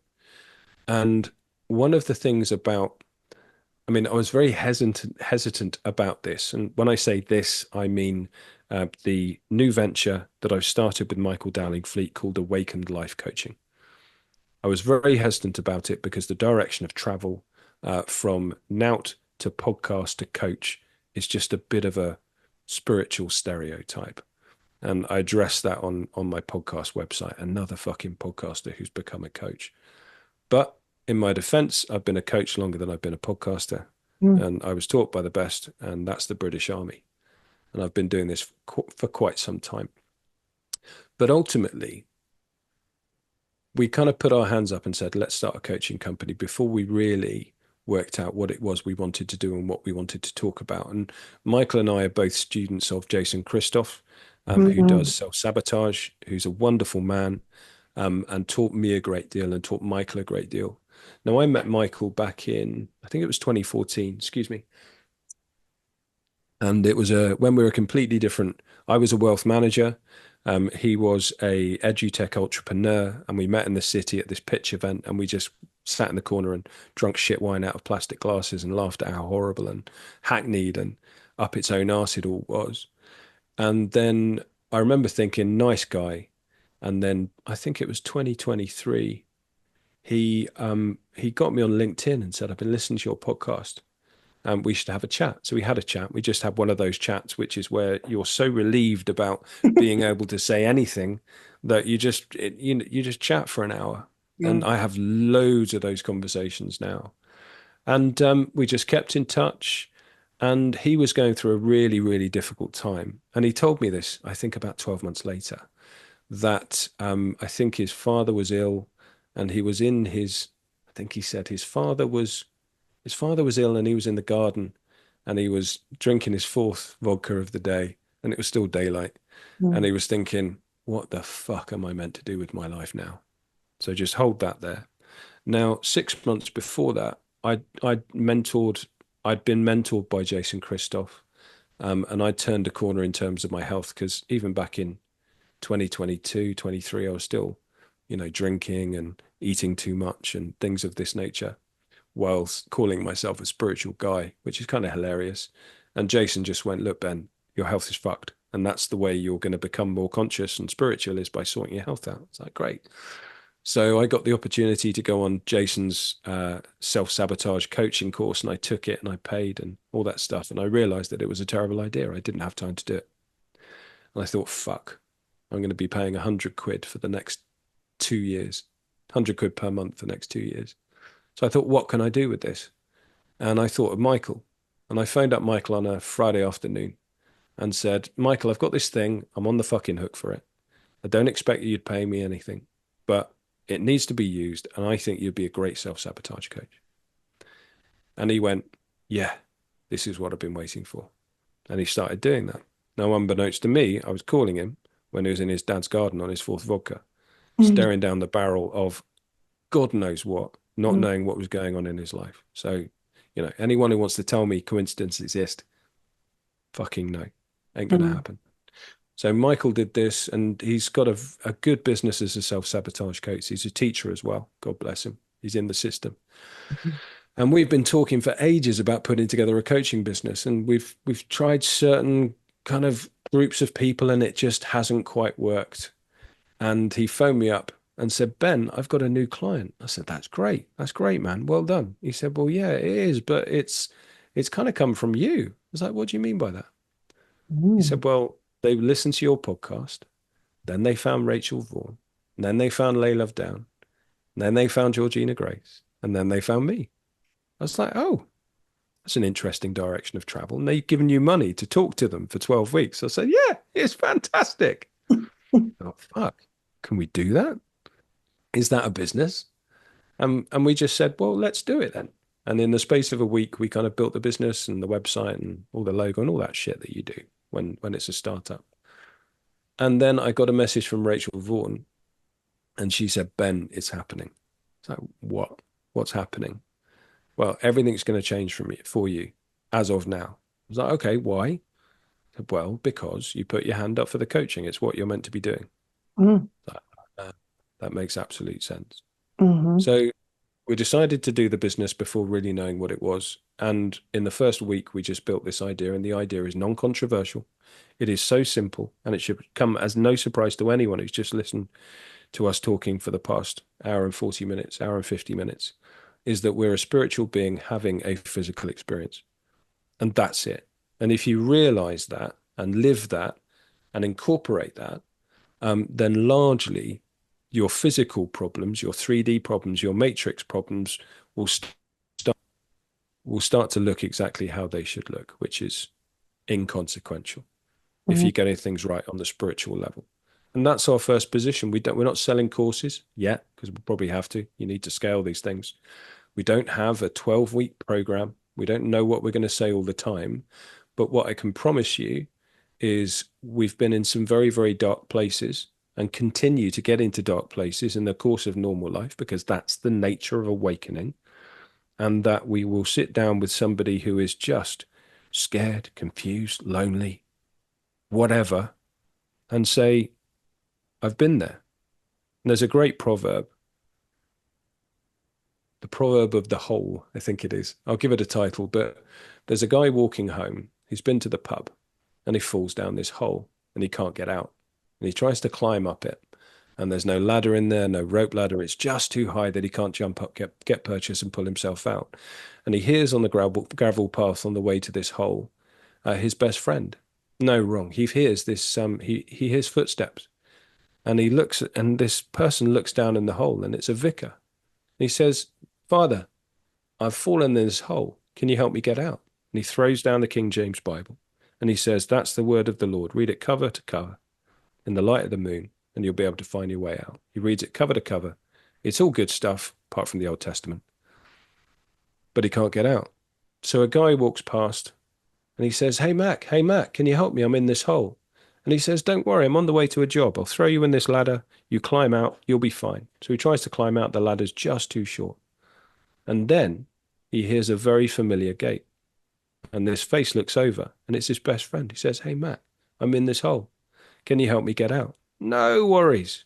And suddenly the sun is blotted out, and he realizes his friend has jumped in the fucking hole. He says, "Dude, now we're just two guys in a hole."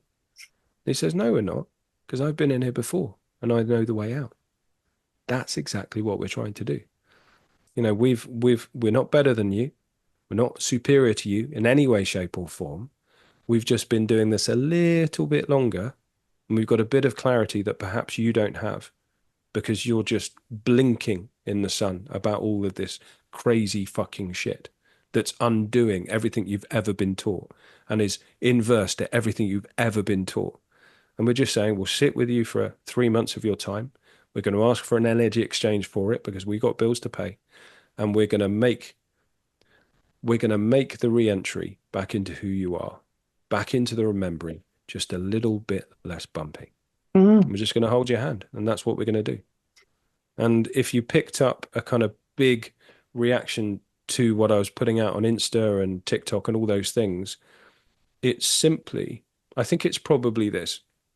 Because when I still go to lots of 3D business meetings, and I turn up in my, I've still got my fucking made to measure blazer and good shoes and all that kind of stuff. People like to see that. So I turn up looking like that. But the very moment somebody gives me an opening in a conversation, I'm going right in with Tartaria or whatever. And I was sat with this family last couple of weeks ago in London, and I don't know how it happened, but within 2 minutes we were talking about churches having a healing frequency, and it was the most radical meeting I've ever had. And it was a good meeting from a commercial standpoint and from a spiritual energy exchange, consciousness exchange standpoint. And I thought to myself, this is the way it's going to be. And this is the way it has to be. Mm. Because my point is, in starting that bit, is I present as a normal person. If you met me in a business meeting, you would find me well credentialed, in possession of my faculties, aware of geopolitical trends, having a reasonable understanding of the financial markets and all these sorts of things. But I also happen to understand, I think I do, about a divinity and spiritual blueprint for the world. And I'm more than happy to talk about it in a cogent way. And that's my only superpower, is that I look like a normal person, but when I open my mouth in the right context, fuck, really? Mm. That's why the third wave is so important. That's why me and you are so important. Not because of our intrinsic talent and value. That's not what I mean. What I mean is we're recently woken up and we still look like we did before we woke up. And Mm. that's where we are. And that's why this sort of business is so incredibly important, because it's people who look like other people saying these things which are, at the face of it, revolutionary and controversial. If you get a normal person telling you that you're a spiritual being having a physical experience, you have to fucking listen. You have to listen. When Donald Trump is saying people from outer space, Mm. he may shoot from the hip. That's specific language. You got to Mm. fucking listen. Mm. And that's why I really like it, because I can sit there in my wanky made to measure blazer and I can say, "Oh, that's interesting. Did you know that frequency is how the world is constructed?" Or did you know that did you know that there is no scientifically proven peer-reviewed evidence that time exists? Mm. And keep a straight face and then get back on talking about tax rates or whatever. If there's a superpower here, that's it. But ultimately, we want to say these things, these incredible things, which are true, by the way, and we want to do it with a straight face, wearing a tie. That's ultimately where we are. You know, we've recently woken up, we've recently worked these things out for ourselves, but we haven't gone into that spiritual control mechanism that just repels normal people. You know, Mm, I've been to those festivals, I've talked to those people, and they're all, you know, they're mostly good people. You know, they've all got fucking demonic attachments of one kind or the other, mm, but it's not going to do any good because once you go into that world, you ain't never getting out and you can alienate and repel everyone you ever speak to. And I did this. I spoke at a festival at the beginning of the summer, and it was lots of lovely people. I thought this is the kind of people I'm going to meet at a spiritual festival. But then there was one guy who was just there for the yoga. And I was talking about lay love down. So you can imagine it was a quite a fruity 60 minutes of me sat on a hay bale just talking like a bald shit Jesus. And he went, I run a motorcycle repair shop, and what you said was really interesting. Like, cool. Let's go for an alcohol-free beer and talk about this. But that's what Awakened is about. It's about superficially normal people saying these incredible things, i.e., that stretch credulity in the present operating model of reality, in order for make space. We want to make space for people to go, hang on, he's got a mortgage. He drives a Land Rover, which I can't afford, by the way. He's normal. If he's saying all of these things, maybe it's okay for me to think these things. And if there's space for me to think these things, maybe I can integrate, there's that word again, these things into my life. mm, And then once you start to do that, the world just starts to open up. mm, And that's all we want to do. We want to make space for people to think the unthinkable in terms of I'm part of God, I'm divine, there is a plan for me. I was a soul, I've got a contract with blah, blah, blah, blah, blah. mm. Because once you open up space to allow people to think these things and then vocalize them, everything changes. And all we are kind of way showers, are rangers, as it were, slightly ahead on the path, reaching back, going, you're confused. You don't know what's going on. Let's have a chat about that. Because it's awesome. That's all we're here to do. That's all we're trying to do. Yes. And you're doing it at a very timely time because even, what the numbers say, my friend, is that we are coming into a year that is the end of a cycle. So Mm, 2025 is a 9 year, right? And things that happen under a nine energy, I mean, the best way that I can explain it is that when we're under a one energy, for example, because the one is it's at the beginning of the cycle. So typically that will look like a lot of new beginnings happen in your life. And new beginnings can sometimes sound like a very fun and positive rainbow sunshines type. But new beginnings can literally mean, no, you're going to get the rug fucking pulled. You know what I yeah. mean? You're going to be forced to start over, or, all of these kinds of things. And so things will happen while we're under this one energy. We're being pulled by this specific kind of frequency. And because the focus is on, we've got to start all over. The flood has hit and we have got to get out, very poignant right now. We've got to start all over again. So your focus is on this new beginning, right? Mm, But through the process of that new beginning, things happen, whether it's at a global scale, at a world scale, within your life, within family, within certain relationships, things happen that you kind of let through to the keeper because your focus is elsewhere. Your focus is on this major new beginning that's occurring, and the energy is pulling for you to actually be focused on that. That mm, doesn't mean that these things that have been let through to the keeper disappear energetically as well. Energetically, they are all still there. Now, this happens all throughout the cycle of energy, all throughout the cycle of numbers. When you're under a two energy, well, you're probably going to be dealing with relationship stuff. Things are going to happen outside of your relationship that you won't have capacity to deal with. So I'm letting that through to the keeper. When we get to the nine energy, well, the whole point of a nine energy is endings, completions, healing, transformation. So the focus then is on all of that which has been let through to the keeper. mm. There's nowhere that you have to deal with at that you point. you either have to deal with, or like I said, you're going to get left behind. And Mm. we are now coming into a year of the focus is on all the stuff that we have all, myself included, let through to the keeper, either through necessity or intentionality. It doesn't matter. That stuff is going to become, it is just, it will all be brought to the surface in a way that none of us could have been prepared for or planned for.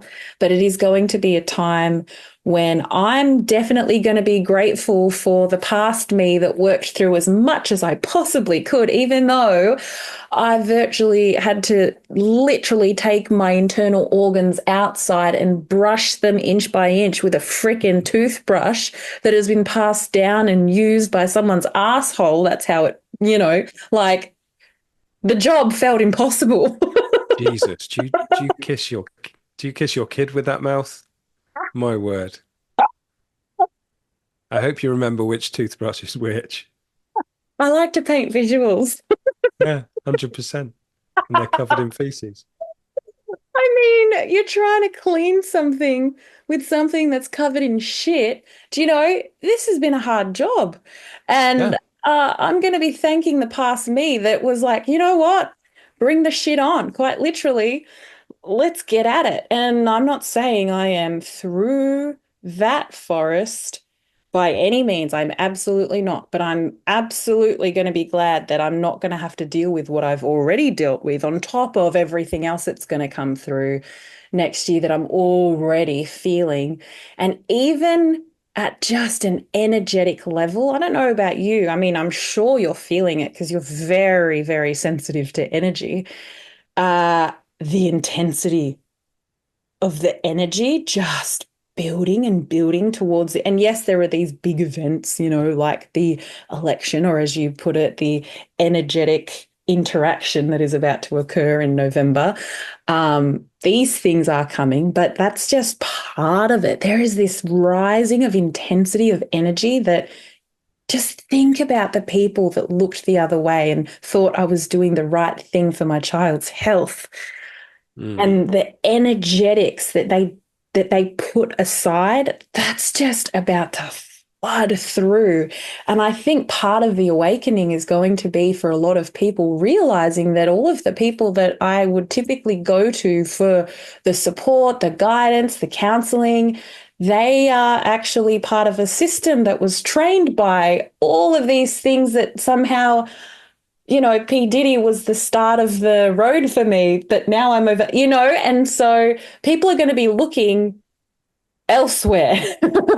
Well, they're going to be looking for people that don't have the things hanging up on the wall behind them, but are people that have walked the path Yeah. themselves, that have been through the depths of their own hells, so to speak, and come out the other side to some extent. There's at least some light that I'm now walking towards, not in the light at all by any means just yet, but there's definitely some shining through some of the gaps. They're the ones that people are going to be looking for, and looking for in abundance. So you now, the it's just so perfect, the path that you have been on this year, although perfect doesn't always mean sunshines and rainbows. It just means aligned and Yes. exactly what you were designed for or signed up for or consented to or agreed to or whatever. There is, you know, all of that you say about, I'm not special, I'm not this, I'm not that, I'm just a little bit further down the road and I just want to share this. So, what I would offer to you is that actually, this is what you are here to do. This is what Yes. you signed up for. This is what you were here to do. I signed up for, you know what? I've got to go through my shit before a bunch of other people go through their shit because I'm supposed to hand on the baton to the next, and like hold the light while other people walk through it themselves. And so it's so bloody perfect. And I am so thrilled and so excited that you went three-piece suit wearing, podcasting, truth speaking, and seeking. Never three-piece suits. I didn't. I can't make. Well, that's I what can't I make visualize. Okay. waistcoats. Don't work on me. They don't work on me at all. I could never imagine you in a waistcoat, but I went with it anyway because I was like, yeah, it paints a picture. It does. You know, till like now I'm a podcaster interviewing people about the satanic entities of the world to well now I'm a coach. And at the end of the day, these labels are not I hate labels. I hate labels. I Yes, really but hate we need labels. them. We need shorthand because there's too much going on, and It's we need too much labels to going make. on. You know, Yeah. and as long as we don't come to judgments which are moral, and which we beat people round the head with labels. You know, labels are unnecessary evil. But Mm, yeah, no, you're saying very kind things, and I really, really appreciate it. And I'm not going to reject it. I'm simply going to say that yes, I feel like this is what I'm meant to be doing at this particular point in time. mm, Um, and it feels right. And I was looking for a quote which I've just found, which is from 180, Unlearn the Lies You've Been Taught to Believe by Fergus O'Connor Greenwood, which I've spent this summer narrating, which has been horrific, but also a transformative experience. 320,000 words about everything that's dark in the world, but also everything that is so fucking perfect and is going to be amazing. And this is a quote from a Lieutenant Colonel David Grossman, U.S. Army retired. If you have no capacity for violence, then you are a healthy, productive citizen, a sheep. If you have a capacity for violence and no empathy for your fellow citizens, then you have defined an aggressive sociopath, a wolf. But what if you have a capacity for violence and a deep love for your fellow citizens? Then you are a sheepdog, a warrior, someone who is walking the hero's path, someone who can walk into the heart of darkness, into the universal human phobia, and walk out unscathed. Now I can forget everything about that quote, about the last, apart from the last sentence. Someone who can walk into the heart of darkness, into the universal human phobia, and walk out unscathed. Now that's basically what we're talking about here. mm, You know, your universal human phobia has been deeply personal to you, and that's been kind of built out and wallpapered and decorated by your personal trauma. We've all got different paths. Mine is different. Actually, I think ours are reasonably similar, to be fair. mm, But to walk through that and come out a reasonably cogent and together human being, then that's not a gift. It's not down to the individual, but it is a gift to the rest of humanity. That we are now sufficiently trained and briefed and aware that we can say, okay, this is how it's probably going to be. mm, Everyone needs a mentor, man. Everyone needs a teacher.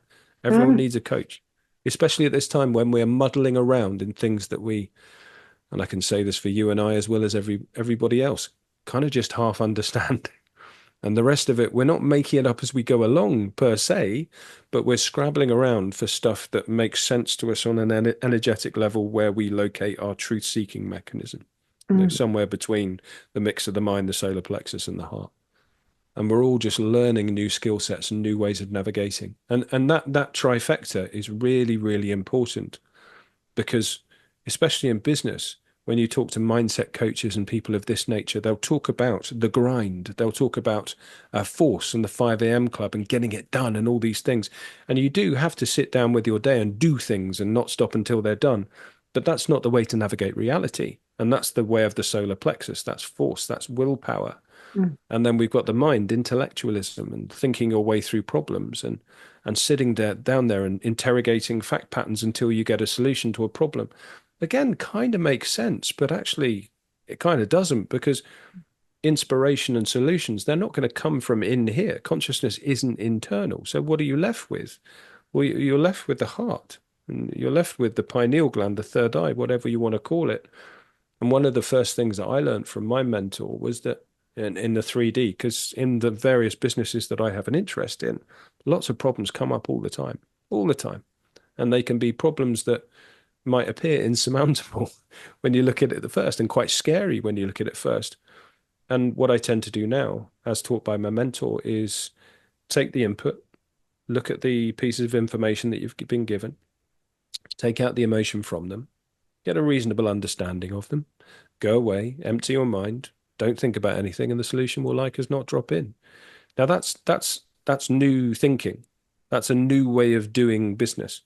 And this isn't about necessarily about commerce and energy exchange in that way, but we're still going to have that world. We're still going to have industry. It's going to be new. It's going to be exciting. It's going to be different. It's not going to be fossil fuels. It will be zero point energy and things of this nature. But the very minute that we all tap into this incredible resource that we don't know we have, called spirit and called intuition and called gifts and called psychic abilities, then we're all gonna, Christ, we're all gonna be able to do our jobs in 8 hours a week. Oh, wouldn't that be That'd be incredible? amazing. That would be Yeah, it will be. amazing. Sign me up. Yeah, well, that's what I'm offering, man. Come to me. That's what I'm offering. The last thing I'm going to say that I'm really excited about before I ask you how people can find you to give you an energy exchange, to give Yeah, you an but exchange. there is money involved. I'm going to be completely honest about that. Yes, we But live in a reality where the energy called money is what is required at the moment to sustain our living beings. So money is required. it We is. None of us should be ashamed about that, especially when we are seeking that exchange for what we are, you know, doing that is our soul's purpose. We absolutely, you know. If you're good at something, and this is from, I think this is from the Joker in one of the later Batmans, the one played by, oh, who's the guy who was an exceptional Australian actor and he died, Heath Ledger. Heath Ledger. Yeah, there's a great quote, and he said, "Never do if you're good at something, never do it for free." And I Yeah. was like, it kind of makes sense because my mentor's hilarious. I mean, he doesn't need the money, but he'll say, "Right, we're going to work together for another 6 months.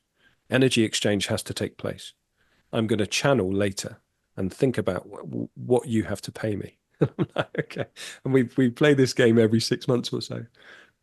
And the last time he came back and said, "I received a channel from the ninth dimension at 32 minutes past the 23rd hour this evening. So you are going to work with me for another 6 months to achieve mastery. So I need you to send an energy exchange of £23 and 32 pence." Okay, that's absolutely fine. You're manifestly not doing this for the money. It's beautiful. He's a beautiful, beautiful man. That's amazing. 23, W 23. WMB, if you're listening to this, you are a beautiful, beautiful man. Now I'm turning my phone back on and I'm looking for our Instagram because I'm really not very good as a self-promotion person. I'm really not very good. We'll put all the Awaken life. links Oh, in I the know. thing. I feel like I should know it. I feel like I should be able to say it. Here we go. Okay. Well, you can find us on the web and it's www.awakenedcoaching.life. So I'll say that again because that sounds rather odd as a universal resource, uniform resource locator. www.awakenedcoaching.life. And our Insta, which is where all of these videos go, is something that I can't find. I'm looking at the Instagram account, but I can't find it. No, you're gonna have to put it on the website, dude, in the Yeah. show notes. But yeah, you can find us on Instagram. And one of the best places to look is actually on LinkedIn. Mm, Because one of my favorite things is to we put all the same content on all the same platforms. LinkedIn is a very buttoned up, businessy type social media platform full of lead generation marketeers and coaches, quite frankly. yes. And it's all bullshit. So I love just getting on there and saying these crazy, crazy things. So if you're on LinkedIn, please find me there and interact because we can change the world just by putting the truth in plain sight on LinkedIn. Trust me. But And thank you. Thank you for your time. Thank you for your attention. Thank you for your company. I really appreciate it. oh my gosh, I've had the best time. It's always fireworks when I get to connect with you. Like when I say fireworks, I mean things explode.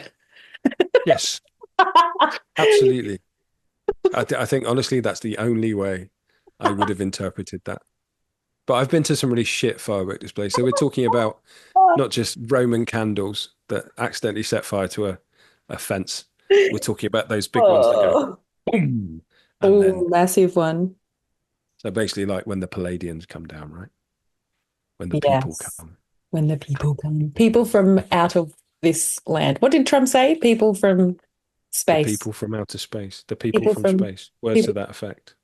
Yeah, that's incredible. All right, my friend. Well, thank you so much. This has been awesome. Really, really awesome. And everybody should look you up. Not should. Everybody look Ben up. Listen to your auntie Georgina. She knows what she's talking about. Everybody look up Ben. I'm receiving a channel. The You're channel not. says, Oh, I believed you for a second there. I did.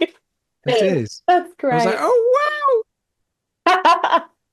Feel let down. Feel let down at the end of the podcast. Oh, it's It's still a okay. good channel. Yeah, absolutely. 100%.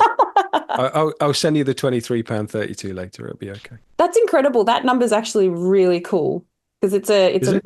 it's a mirrored number, 23, 3, 2, Of 3, course it is. 2. Yeah, it's a mirrored number. And remember what I said about the twos and threes? It's all about love and authenticity. And it's like this mentor is mirroring love and authenticity back to you, which is obviously everything that you provide and give to your mentor in order for him to mentor you in the most loving and truthful way. I just think that's really beautiful. Which makes absolute sense. And it's Sorry, I was also, channeling. I'm channeling. Well, I told you I was receiving a channel. It's all channeled through numbers. It's also 5 and 5, which is one. And one is like, we're bringing something new here, but it's through change, which is what the five energies represent. By the way, you are under a five energy next year. Well, it's going to get more interesting, is it? Well, you're going to be under a five energy. You personally under a year that is 2025. So there's a Yeah. little bit of a double whammy there for you. Uh, and it's also under a nine energy universally because 2025 is nine. It's a bit confusing, but there's lots of fives and nines there, which means very good things for you, I would say. Lots of excitement, lots of good change, lots of good movement in a good the right direction. So it's going to feel a little bit like you're in the spin cycle and shit's flying at you from all directions, but it's good. And the work that you have been doing this year, the like head down, bum up work through the shit piles, has given you like laser beam accuracy kind of focus so that you won't actually get distracted or pulled off path, which is a lot of the times can happen under a five energy because it's just like every freaking direction. So it feels big and it feels exciting. And the channel is telling me that everybody listening within the next 10 hours, you must seek out Ben Hawkes. Wow. You're so authentic. It's so obvious what's happening there. Your connection with the divine is just unbelievable. Oh, Well, did here's you what I see the say to light? that. Did you see the light come I in? did, yeah. Yeah, absolutely. I'm so in awe of your unbelievable spirituality. Now let's just list out our traumas now and we can see who's worst off. It'll be absolutely incredible. That's one way you can tell that something's going on is the amount of spirituality uh piss take Instagram accounts out there. It's hilarious. I absolutely Oh my gosh. it's happening. It's on. To Yeah. spirit, I say bring it on. Bring Bring on it. 2025. Bring it on, baby. Can you Right. please say Someone's gonna have to press stop at some point. that?